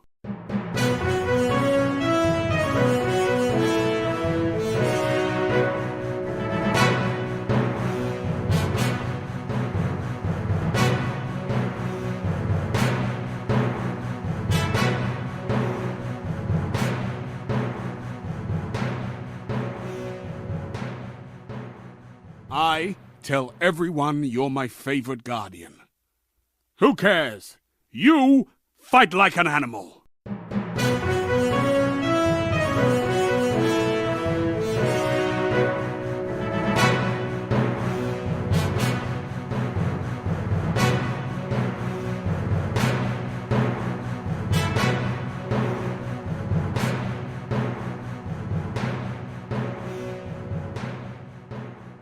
I tell everyone you're my favorite guardian. Who cares? You fight like an animal.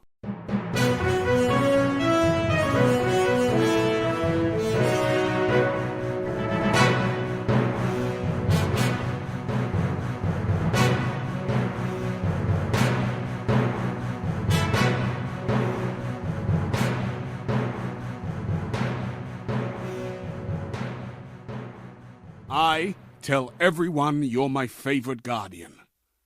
Who cares? You fight like an animal.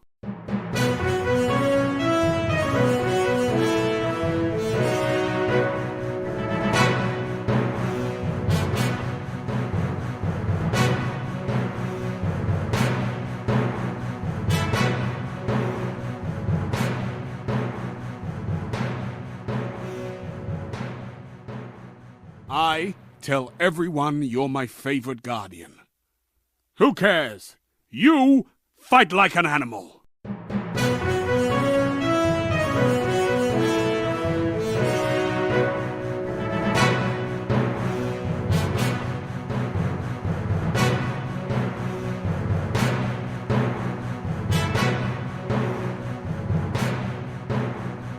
Two. All right, and we are back, ladies and gentlemen. This is the segment or the portion of our show where we engage our community with community questions. So let's dive right into it, shall we? We're just going to go to the questions for the show channel, go to the pin questions, and just feel free to grab whichever question you like. Moira, you can feel free to pick the first one if you like. Oh, geez. Okay. Surprise! You're picking some Yeah. questions. Hell Yeah. yeah! I'm not expecting this.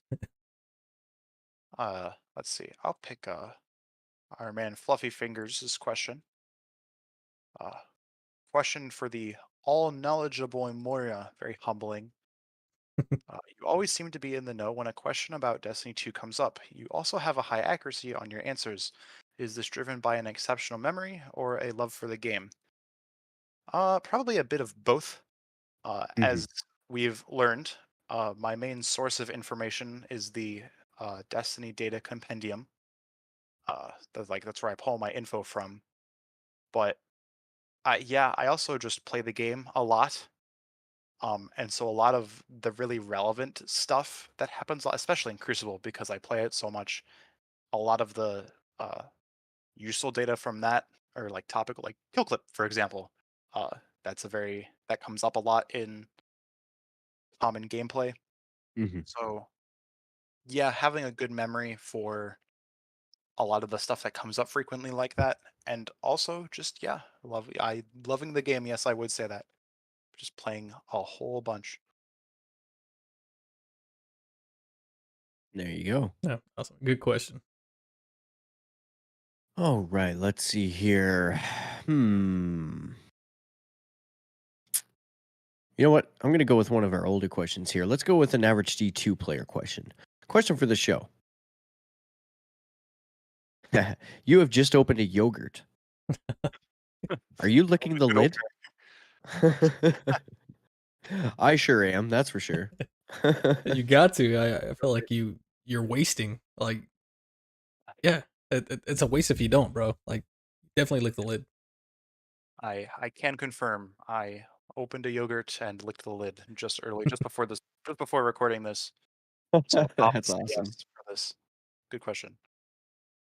Yeah, I'm gonna go back toward the beginning too, because we got these questions that are almost a month old. Okay, we got wanted mass one, aka Trash Panda. I believe that is you.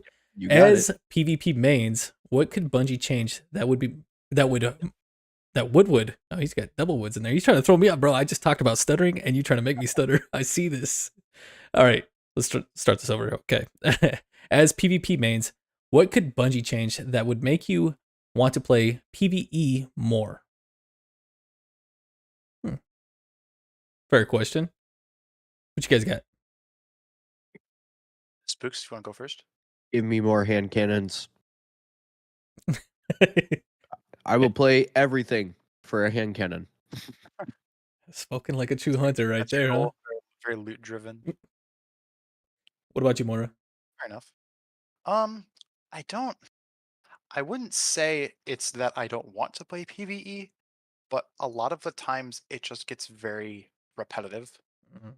I think really the main reason that I gravitated to Crucible so much, even when I started playing in Destiny 1, not only did I happen to be pretty good at it, so I wasn't getting slaughtered all the time, it was at least somewhat enjoyable. But and my view on this is carried very well into D2 of just Crucible is definitely the hardest thing in the game. Because when it comes to stuff like, grandmasters and master raids and all of like the really high end stuff, even at that level, it can be boiled down to a science, essentially. Like if your team is good enough, you can crank out master raids by the hour. It becomes very formulaic, whereas in the Crucible there's a lot of variables going on, and so there's always something new. It never really becomes stagnant outside of stuff that can get really meta, like having to face the immortal for like 3 straight weeks got kind of boring. But the immortal's always killing you from somewhere different, so people are Facts. people are much harder to predict than AI enemies, obviously. So it's there's a lot more replayability in my opinion, but I have known my fair share of PvE activities. I've taught quite a few raids myself. No, that's good. Yeah, the monotonous. Yeah. Uh, yeah, yeah. And like you were saying, some of the end game PVE content. You play it enough, you know exactly where when this champ's gonna spawn, when this is gonna happen. So it's like predictable. Whereas Crucible is completely unpredictable for the most part. Like it's another human with its own mind. You know, it's not no set direct path or something like that. Yep. Yeah. Yeah. Like the fact that you can farm grandmasters at all is kind of my whole point there. It's like Yeah. you're just you know how the whole thing is gonna go if your team is good enough. So No, for sure. For me, I think it would just be it's simple. I think both you guys brought up great points, and I would totally like say that same exact thing. And also, I enjoy the lore, the story of the game. So, I understand that there's certain probably deadlines and stuff that they need to hit, and they also don't want to sit there and drag out a season. With a new cutscenes and stuff like that throughout the whole season because it allows that back end few weeks for people to catch up on the season that haven't played through. But I'd like to see a season go through the entire season, like story wise, like not have that last few weeks that are just kind of dead in the story, because I do love the story of Destiny. that's a good point. The having the story kind of end halfway through the season is definitely annoying. Although I am a little bit surprised that it seems to be a pretty big pain point now. And although I think a big reason for that is because this is the first like normal quote unquote length season that we've had Mhm. of just like 12 weeks. You know, in the past I think 3 expansions, well, definitely Shadowkeep and Beyond Light. I don't know about Witch Queen. Witch Queen might have just been delayed because of Beyond Light. But Shadowkeep and Beyond Light both got delayed by a couple months. I think just one month for 1 month for Shadowkeep and 2 months for Beyond Light. But so right before those expansions, we had really long seasons, and so the story did the story still ended probably around, I bet, the same time. But I think because now we're under a shorter schedule of being like, okay, the season starts now and ends at this point, and it's not going to get delayed. I think people caught on to it a lot more of like, oh, we're done now. Hmm. And I mean, granted, they have had filler since then. Like we have Banner, we have Guardian Games as the main thing right up before the new season. So there's definitely not a lack of things to do, but I will agree that yeah, having the story just kind of be over is a little annoying. Yeah. All right. Question from Dangerberry, and I can see a little theme that Dangerberry's doing here. He's purposely messing up Moira's name. Yeah.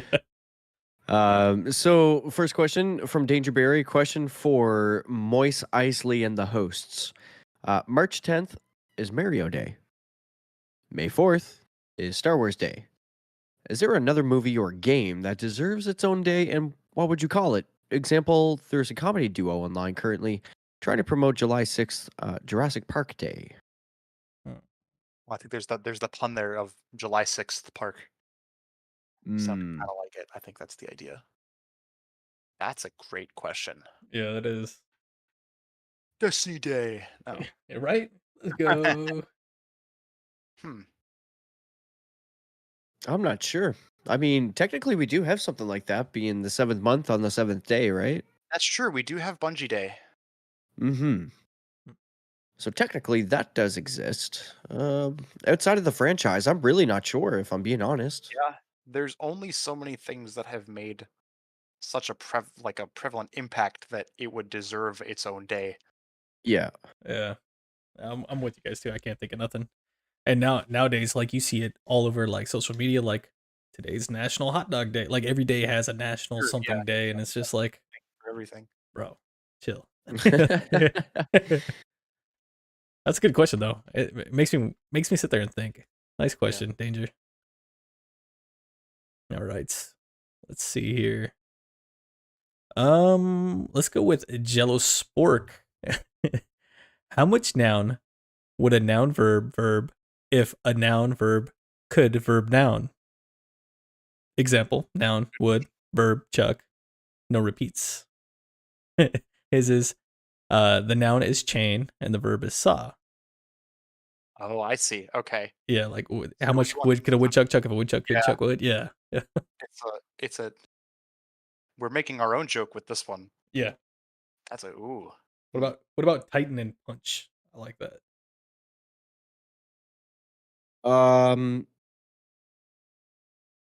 Brain fart. This is a good question. How would that go?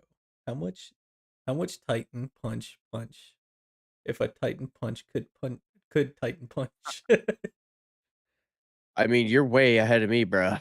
Yeah, it has to be like a compound noun, Yeah, it can't just be like chainsaw. yeah. I'm trying to think of like Destiny things. I'm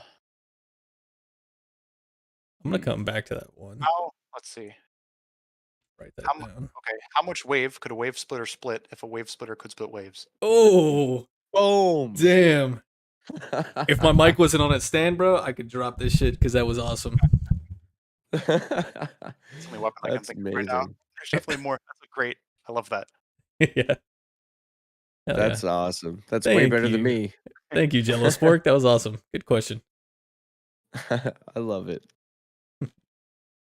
All right, let's see.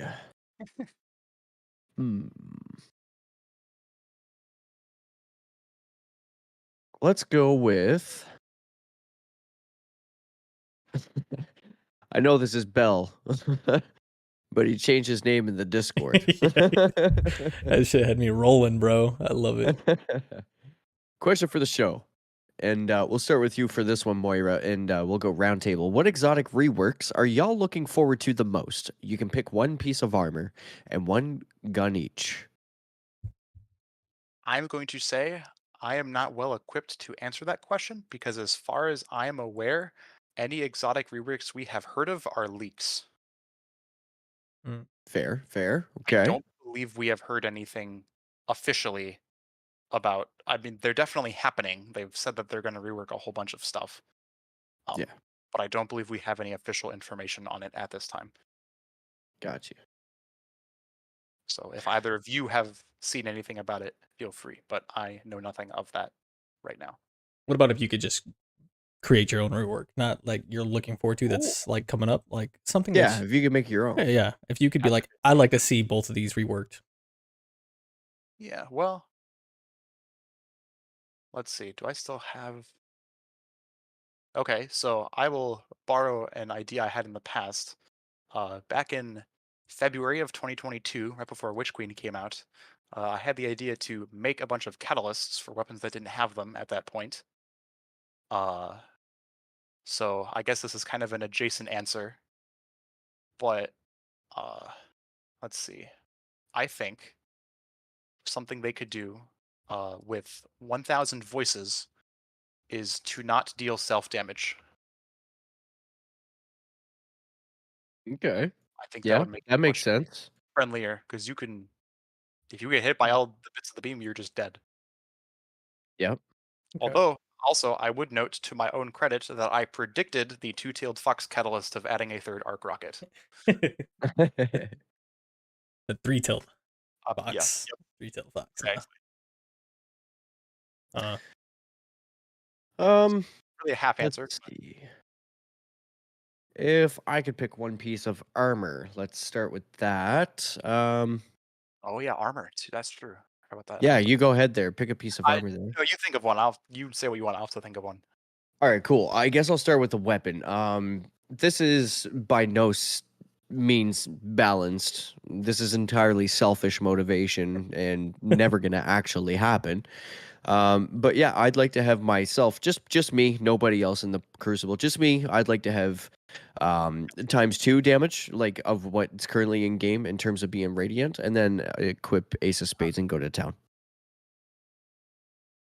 That is pretty selfish of you. Yeah. Just saying.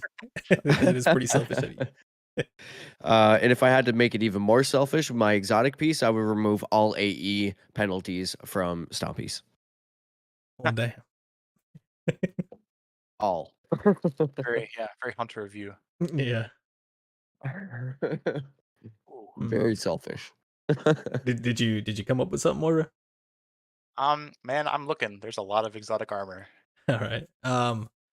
Like, bro, I don't know if I was just thinking about this question too much, or did we answer this on the last episode and forget to unpin? I'm just trying to like sit there and think. I was like, man, because I swear I was thinking Eternal Warrior and Cerberus 1 as my picks before. I'm not sure, but I was probably just thinking in my head too loudly. Eternal Warrior could definitely get a rework. I would agree with that. Yeah, 100%.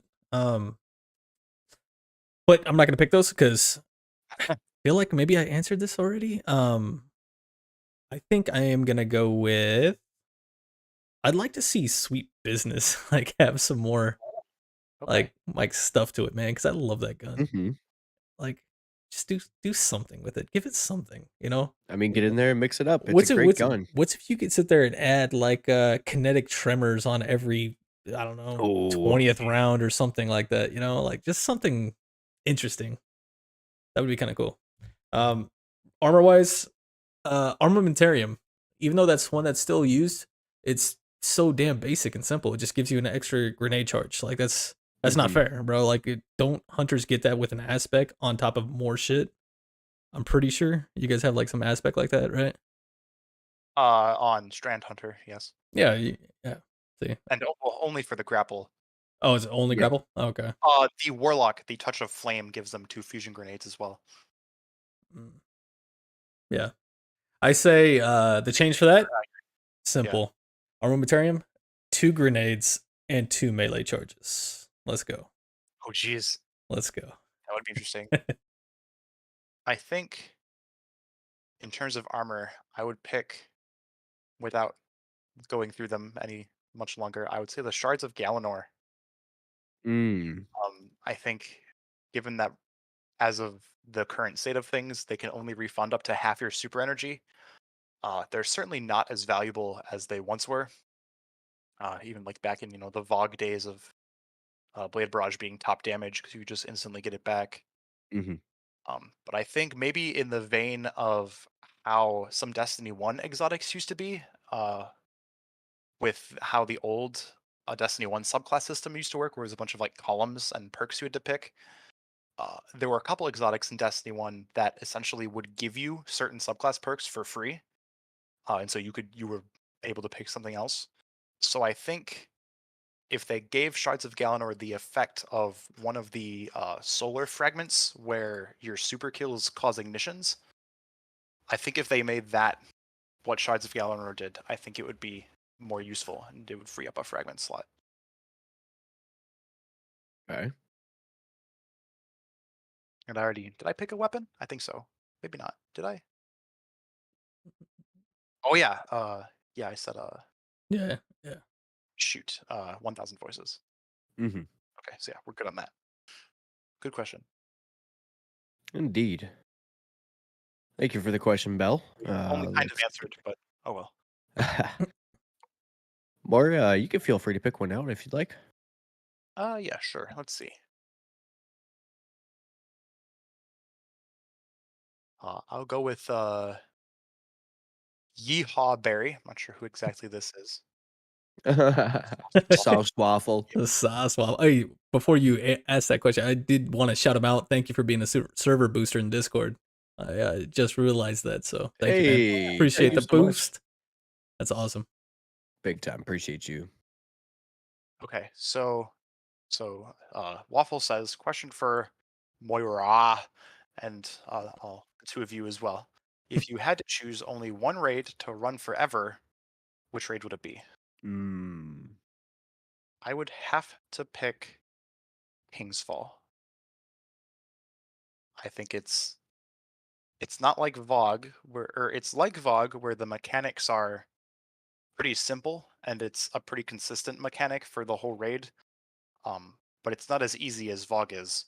So I think it hits a nice balance of being not too easy to play, but also relatively easy like for new people to learn. I And am it's inclined to like agree. 5 encounters. And I'm almost curious about this as well, Moira. So with that being said, we know that King's Fall is in the game. Yes. Is there a raid that's not currently in the game that you would value above King's Fall? Oh, that's a good question. I can't say Wrath or Crota because I didn't play D1. Mm-hmm. Um,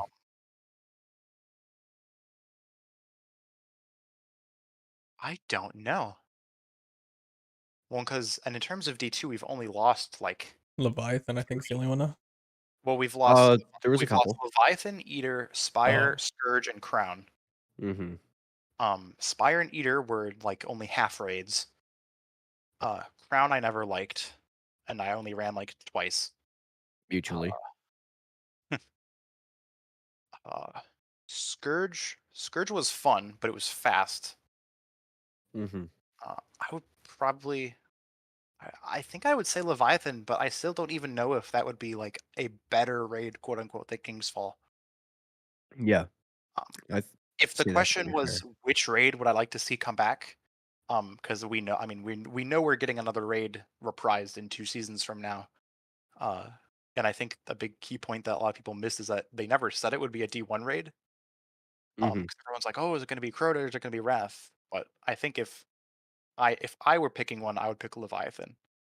As someone who only ran it a couple times, certainly less than I would have liked, and never really got the weapons that I would have Yeah. liked, I would very much appreciate the ability to run Leviathan again in the modern game, especially if all this stuff is craftable. Mm-hmm. I could agree with that. Yeah. And not only that, but that opening encounter of Leviathan, um, just hypothetically speaking, let's say you were going and there were Deadfall, a Void Hunter. You drop your tether down in between them all, kill one, aka kill them all, and you just reload in and keep farming until your level or your weapon levels Sure, up. it could make a good weapon. It could make another good weapon farm. Didn't even think of that. Yeah. That's smart. And they've also, because the derelict Leviathan is no longer, because this came up I think in GDC maybe like a week ago, because the 2 reprised raids that we've had have been at least like thinly related to what was going on in Destiny at the time. Mm-hmm.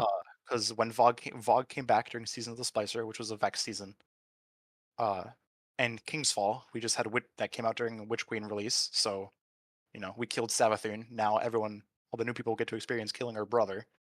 Mm-hmm. And in terms of thinking about like lore connections, Crota doesn't really fit.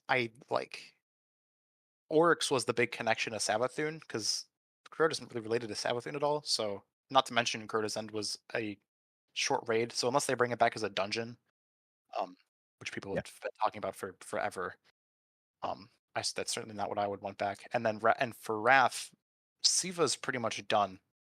Like I don't think there's really any more that they could get out of that plot line. Mm-hmm. For one, we stopped what was generating it during Rise of Iron, and I think anything kind of loose about it was wrapped up during Season of the Worthy when we dealt with Felwinter and all that. So I think in terms of helping out newer people, for example, who have just done the Lightfall campaign and killed Callus for real, I think it would be uh, a valuable like retroactive story beat for new people to experience us encountering him for the first time. Mm-hmm. That's a good one. Yeah, I think for me, it would have to be I'd probably have to agree with King's Fall for sure. I'm gonna go with the uncommon one here. Root of Nightmares. Let's run that back. I already got the exotic. Hey, I But actually really like that one. I just think it's kind of cool, man. It's quick, it's chill. Like, why not? I Mhm. love King's Fall too, though. But I haven't ran all the raids in this game. I started with Leviathan, and I didn't run any of those ones that you talked about, Eater, Worlds, Scourge of the Past, and all those. Yeah, that was like I didn't really You mess with didn't none of raid, that. you're saying? Yeah, no. Oh, okay, yeah, Like I am more recent to raiding. gotcha. Yeah. So let's go with Root of Nightmares for the uncommon. unpopular probably choice there. I'll go with that because I know it's I think it's Hazel's favorite raid in the game. So shout out to you, Hazel. It is certainly. I think the main issue I've had is that a lot of the teams I've run it with haven't been great, Hmm. and so we've struggled a lot, especially with Nezarek. Um, Probably shouldn't be as hard of an encounter as I've experienced it to be. Mhm. But then recently, during I think it was a GDC run again, we did an all arc run, and we like two-phased Nezarek. So I'm Oh like, yeah. okay, well this can't be that hard. So I think I might just need to run it more, get a better feel on how the encounters actually go with better people. Not to shame anyone, but I agree. It's certainly a fun raid, and the atmosphere's all cool. Yeah, absolutely.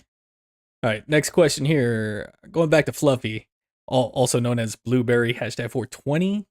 Yeah, 420 gang. Now that Spookz is a sweaty, flawless warlord, how will he work in being more toxic of a player? Was he going to start insulting bad teammates via text chat, or is he going the path of raging out on mic when people make mistakes? No, I think that those methods are really just kind of beginner methods in terms of really embracing your true inner toxicity. Mm. I think if you genuinely want to really embrace your inner toxicity, you should absolutely put your account at risk by using third-party devices that are going to manipulate your in-game inputs.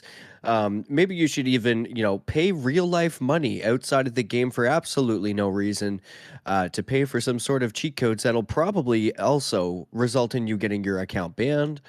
Also, on top of that, every time that somebody kills you while you're using cheats, you should absolutely send every bit of hate mail that you have, just letting the people know that, hey, I'm using cheats, which means you should die easy, not give me a fight, and then just continue to teabag them. And from there, just make sure that you really call them out. And in the middle of Twitter, make a YouTube video while you're at it and just at them and everything in all the comments that you can. You may as well post it to Reddit while you're at it. And I'd say that's a good start. That was the whole answer. I think. That's awesome. By the way, this is all the things that do not do. Yeah, before your account, also you look over and you're like, oh shit. I Just think talking about it got me banned. I just saw a video of this recently. I was watching somebody play the new Modern Warfare 2, and apparently it has a death mic, Hmm. where if when you kill someone, they have like a full second to talk back at you, Yeah. and I think that would be really funny. There could definitely be some interactions going on there. Yeah. Indeed. They've had that in the previous ones as well. It was always fun. Oh, have they? Okay, Yeah, you hear the most toxic shit. It was so awesome. It was the not best. I've not played any COD games myself. All right. So let's go with this one from Senor BlueBerry numero 420. He says, okay, native, steal one exotic from either Titans or Warlocks. Or sorry, steal one exotic for your Titan from the Warlocks or Hunters. I am to steal an exotic from a Titan or a Warlock. And Moira, same concept for you. Whatever your main is, you're going to steal an exotic from an opposing class. Well, you already got Hunters, so I'll steal for Warlocks. Fair. All right. I don't know a lot of them, but the one that like popped in my head first was Ophidians. I think I'll take that. I think I'll take that. That's fair. That's fair. It's a tough decision. Both are going to be boots. What I need to decide is, do I want Peacekeepers or do I want to be running Transversive Steps? And, I think I'm going to take Transversive Steps from the Warlocks, and I'm going to use those to reload my weapons and give me kind of the same benefits that I use Stompies for, without giving me the intrinsic aerial penalties, if you will. if anything, it's going to give me a buff because it's made for warlocks, and just about everything that's made for warlocks is going to give it a buff. I'm just kidding. Yes. You ain't lying. Well, I mean, I'm just looking at the Ophidian versus Stompies. Leave it Yeah. at that. I think you could make a mean warlock with Gemini Jester. Okay. Please explain. Disorienting people when you use your class ability. So the rift. Yeah. Hmm. Or even, I don't know, make it a Dawnblade super. Make it activate on Icarus Dash. Okay. Yeah. Yeah, Oh. that would be annoying. Yeah, annoying is probably the right word for it. Mr. Raider, what would you choose? Yeah, I already said the Ophidians. Oh, yeah. right. That was right. Right. The Ophidians, right. That was the Yeah, first thing that came Ophidians. to my mind. Yeah. Uh, I chose transversives. All right, cool. It was a basic answer. He forgot about it already. It was, bro. That's me. I'm basic. There we go. Question asked, question answered. Let's go with Dangerberry. Question for Moy's Tavern, which I'm assuming is directed at you, Moira. So, what was the moment that you made? Sorry, what was the moment that you made? Oh, what was the moment that made you change the way you played Destiny? Now that, oh my god, I cannot fucking read right now. Hold up. Okay, what was the moment that made you change the way you play Destiny now to the way you played Destiny when you first started? That wasn't even that hard to read. I should probably be wearing Brain my and mouth glasses. malfunctions are minimal.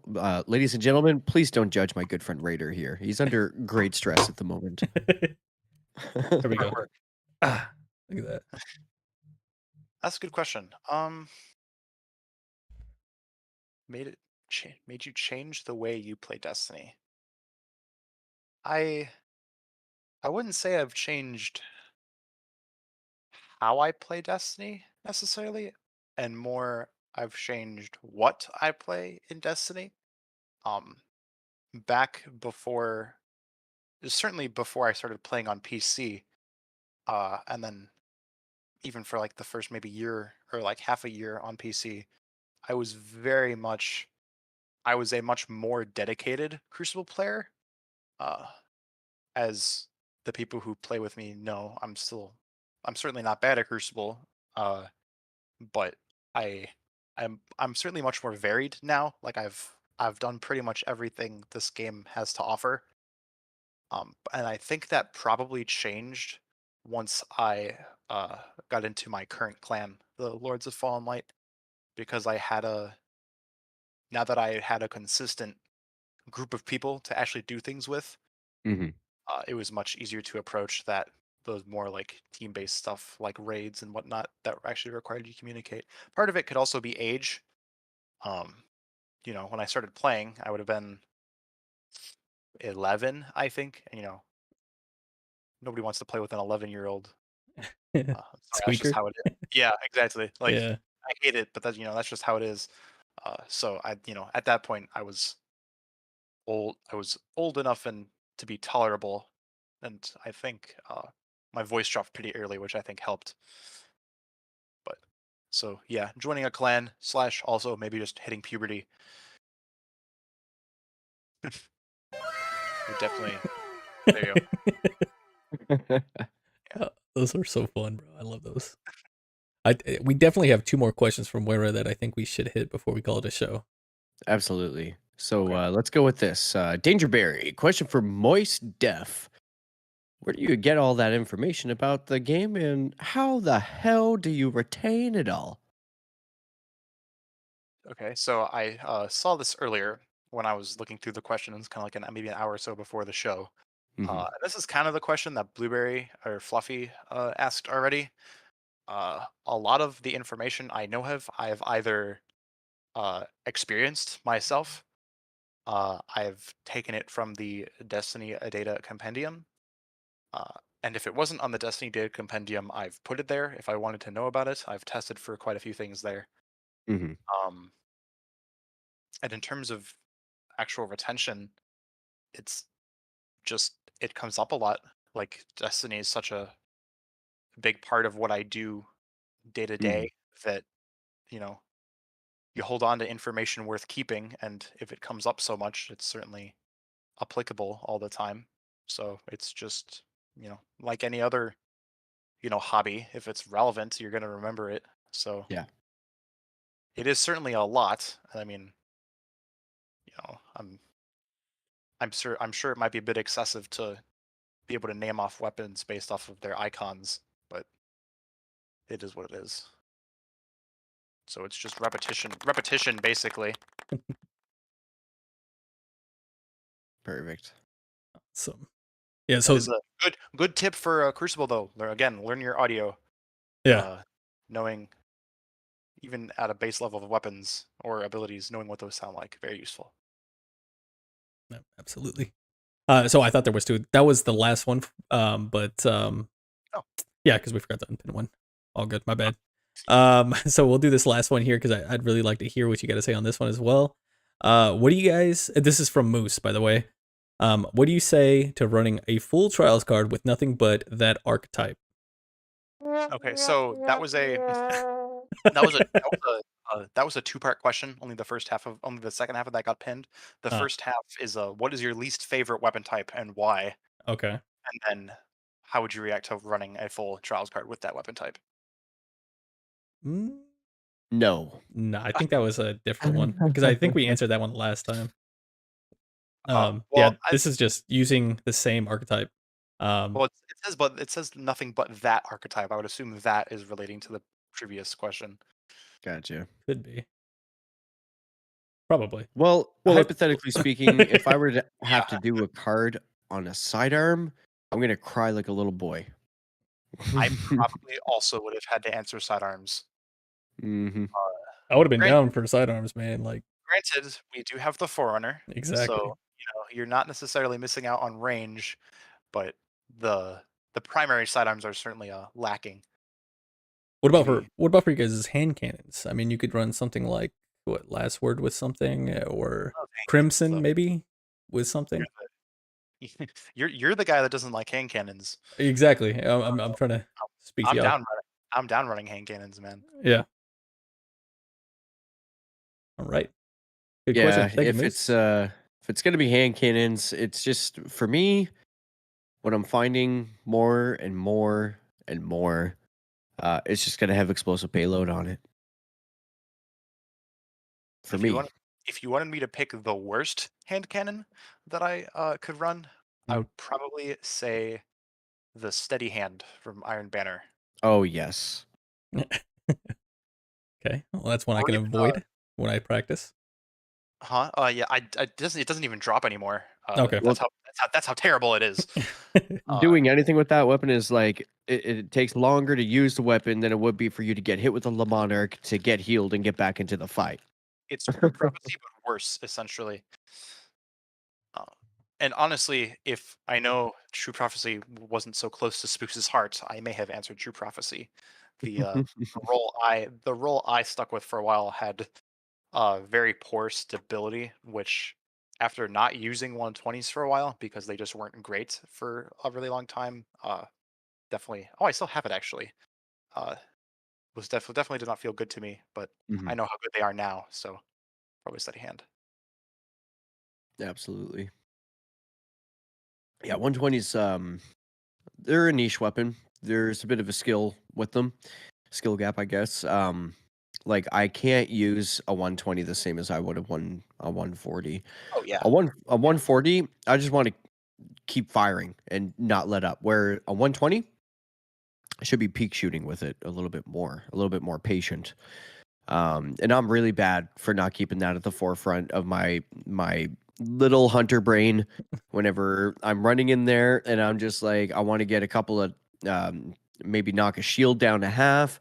That might prep an engagement for one of my teammates. Maybe I'll take him out or something like that, and then I can jump in and do the cleanup or something. But if I'm using a 120, I can't be that aggressive. I have to sit back to about mid-range, continue to keep that mid-range and stay close to cover and basically peak shot the whole time. Slide shotting works really well. So if I know that there's enemy around a corner, Whether I know they have damage or not, as long as I can get the first shot, and it can be a headshot preferably. If I can slide out fast enough, catch you by surprise, take the first shot, and it's a headshot, and that's the moment you notice that you're into an engagement with me, then I've already won. But you know, like I said, it's just a matter of playing a little bit more with the 120 and knowing when and when not to engage. You shouldn't have showed me those soundboards, bro. That's too much fun now. It's way too much fun. Let's see. I think that's pretty much it. Well, let's do this one because this one's a little bit time sensitive. RNG Gator, he was asking, and I want you guys to I'll have a follow-up question for you guys with this one. But he asked me, why is episode 1 of Star Wars of the Star Wars saga your favorite one? And it's simple. It's the origin story, you know, like we learn Anakin, we learn you know, who's to become Darth Vader and stuff like that. And it's just awesome. Pod racing was introduced in that. Yeah, it's just a badass thing. And Yourself? I used to, yeah, I used to drag pod race back in the day. No big deal. And also it has the introduction of one of my favorite characters in the Star Wars universe, which was Darth Maul. And I just remember watching that as a kid when it came out, and the dual lightsaber thing, man, like that was just like a blow your mind moment. Like when he hit the lightsaber and it came out the top just like normal lightsabers, and then he hit it again and the bottom piece came out. It was just like, yo, that dude's the truth. That dude is the truth. So that's why that's my favorite one. It's just fun. I love it. I hate to do this to you, Native, but that movie is also older than I am. Yeah, I know, because I'm old. Yeah. What about you guys though? Let's follow up this last question here with, was there a favorite? Because it was just May the 4th, you know, may the 4th be with you kind of stuff. So what's your favorite Star Wars if you're into that? I definitely am.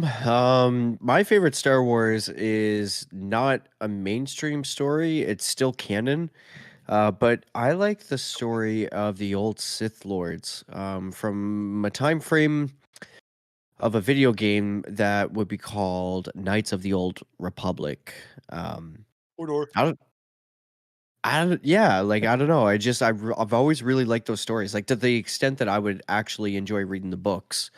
The story of that timeline in Star Wars is extremely intriguing and raw. Certainly in experimentation with the dark side, with the Sith and the Sith Lords, their perversion under the dark side and twisting that into their powers, and I guess their never-ending hunger and drive to put down the Jedi, and of course their struggle with dwindling numbers against such growing forces. You know how it usually goes, but I don't know. There's something special about the characters involved with a lot of that, like Darth Revan, for example. Darth Revan is my favorite absolute villain of all time because he turns out to be a good guy.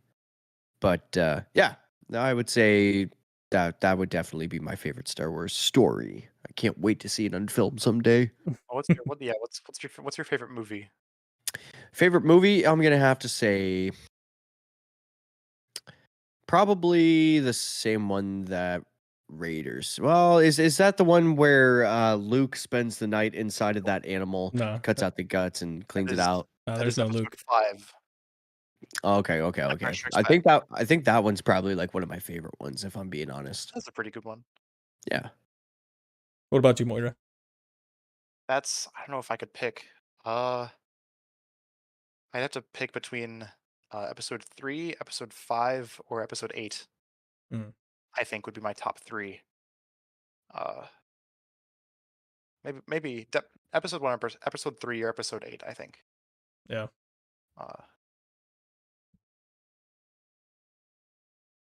Yeah, I don't really have much else to say. Both of them, I'm kind of a music buff.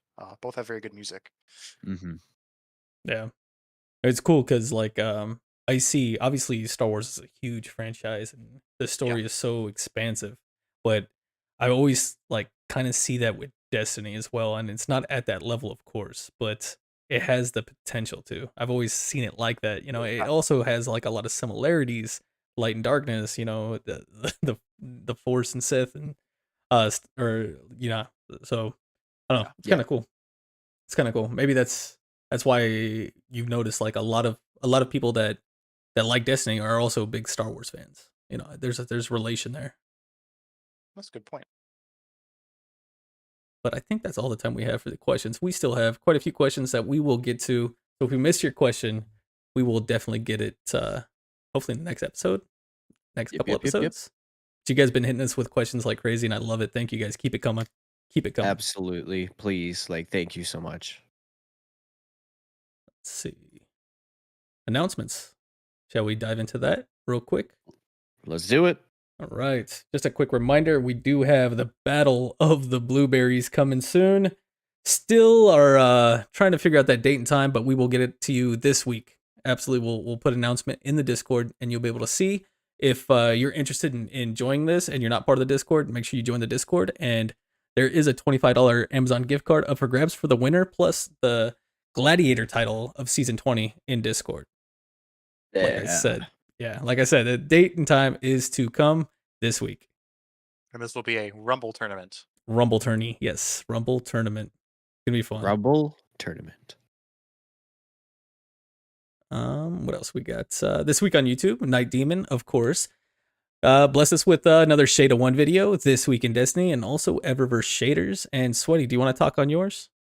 Hey, this week we're coming into YouTube with the best 120 kinetic hand cannon in the game. All right. I hyped it up enough. It'll be in the show notes. That would have been a perfect soundboard time, and I wasn't ready.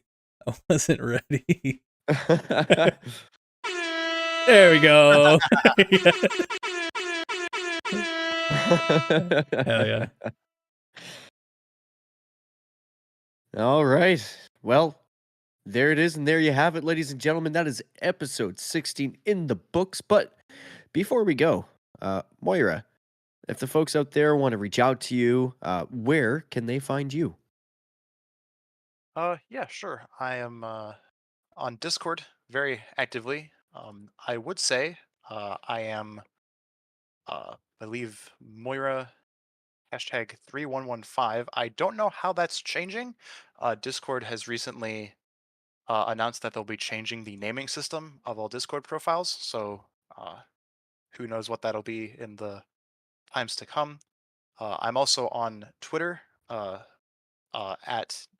Terra_Moira, TERRA_Moira. And I'm on YouTube as well. I have a YouTube channel, not really consistent. I kind of just upload, cool things that happen if I do, like, solo dungeons, things like that, at Moira4231, which is also my Destiny ID. Absolutely. That's where I am. And just before we close out the show, just wanted to say right quickly, Moira, we really appreciate you participating in this community, not just in BBL, but like we see you in places like GDC and things like that.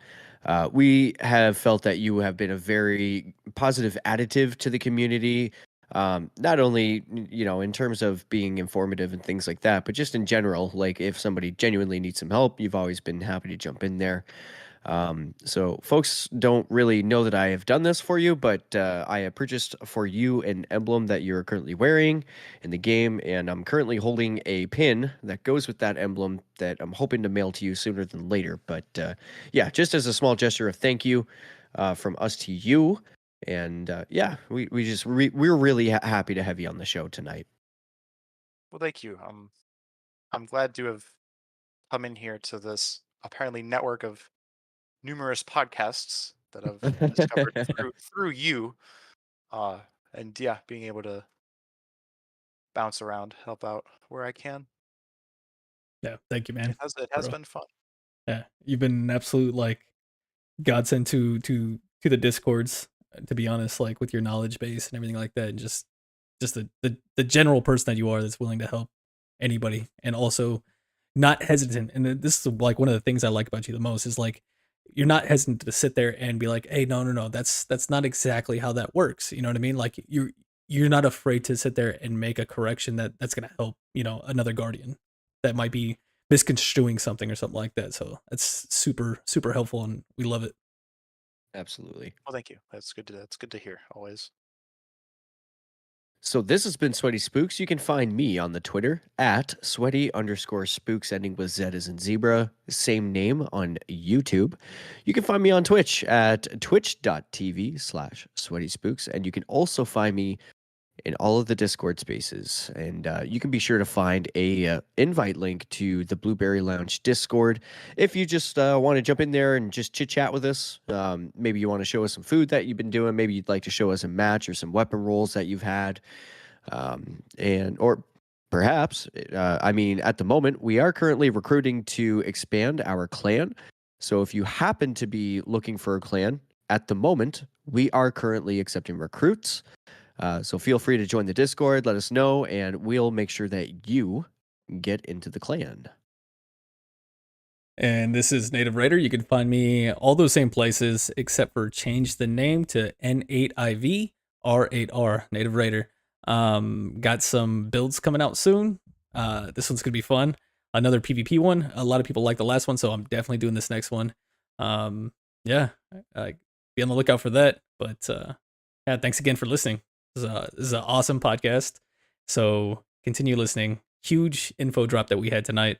And looking forward to hearing the feedback in the Discord too, guys. Like, don't hesitate to let us know where we're screwing up and what it is about it that you like, okay? Like, got thick skin here, so we're willing to take the punches to make the show better for everybody. Exactly. So, Guardians, with that being said, let's close out with this. May your stars be bright and your ghosts sharp, Guardians.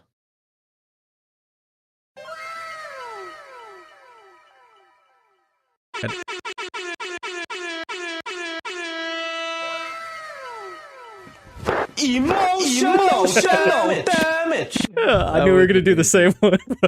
I had a feeling that was coming at the end there. Just for you there, Sin Media. Just for you, Sin. All right. Later, everybody. All right. Cheers.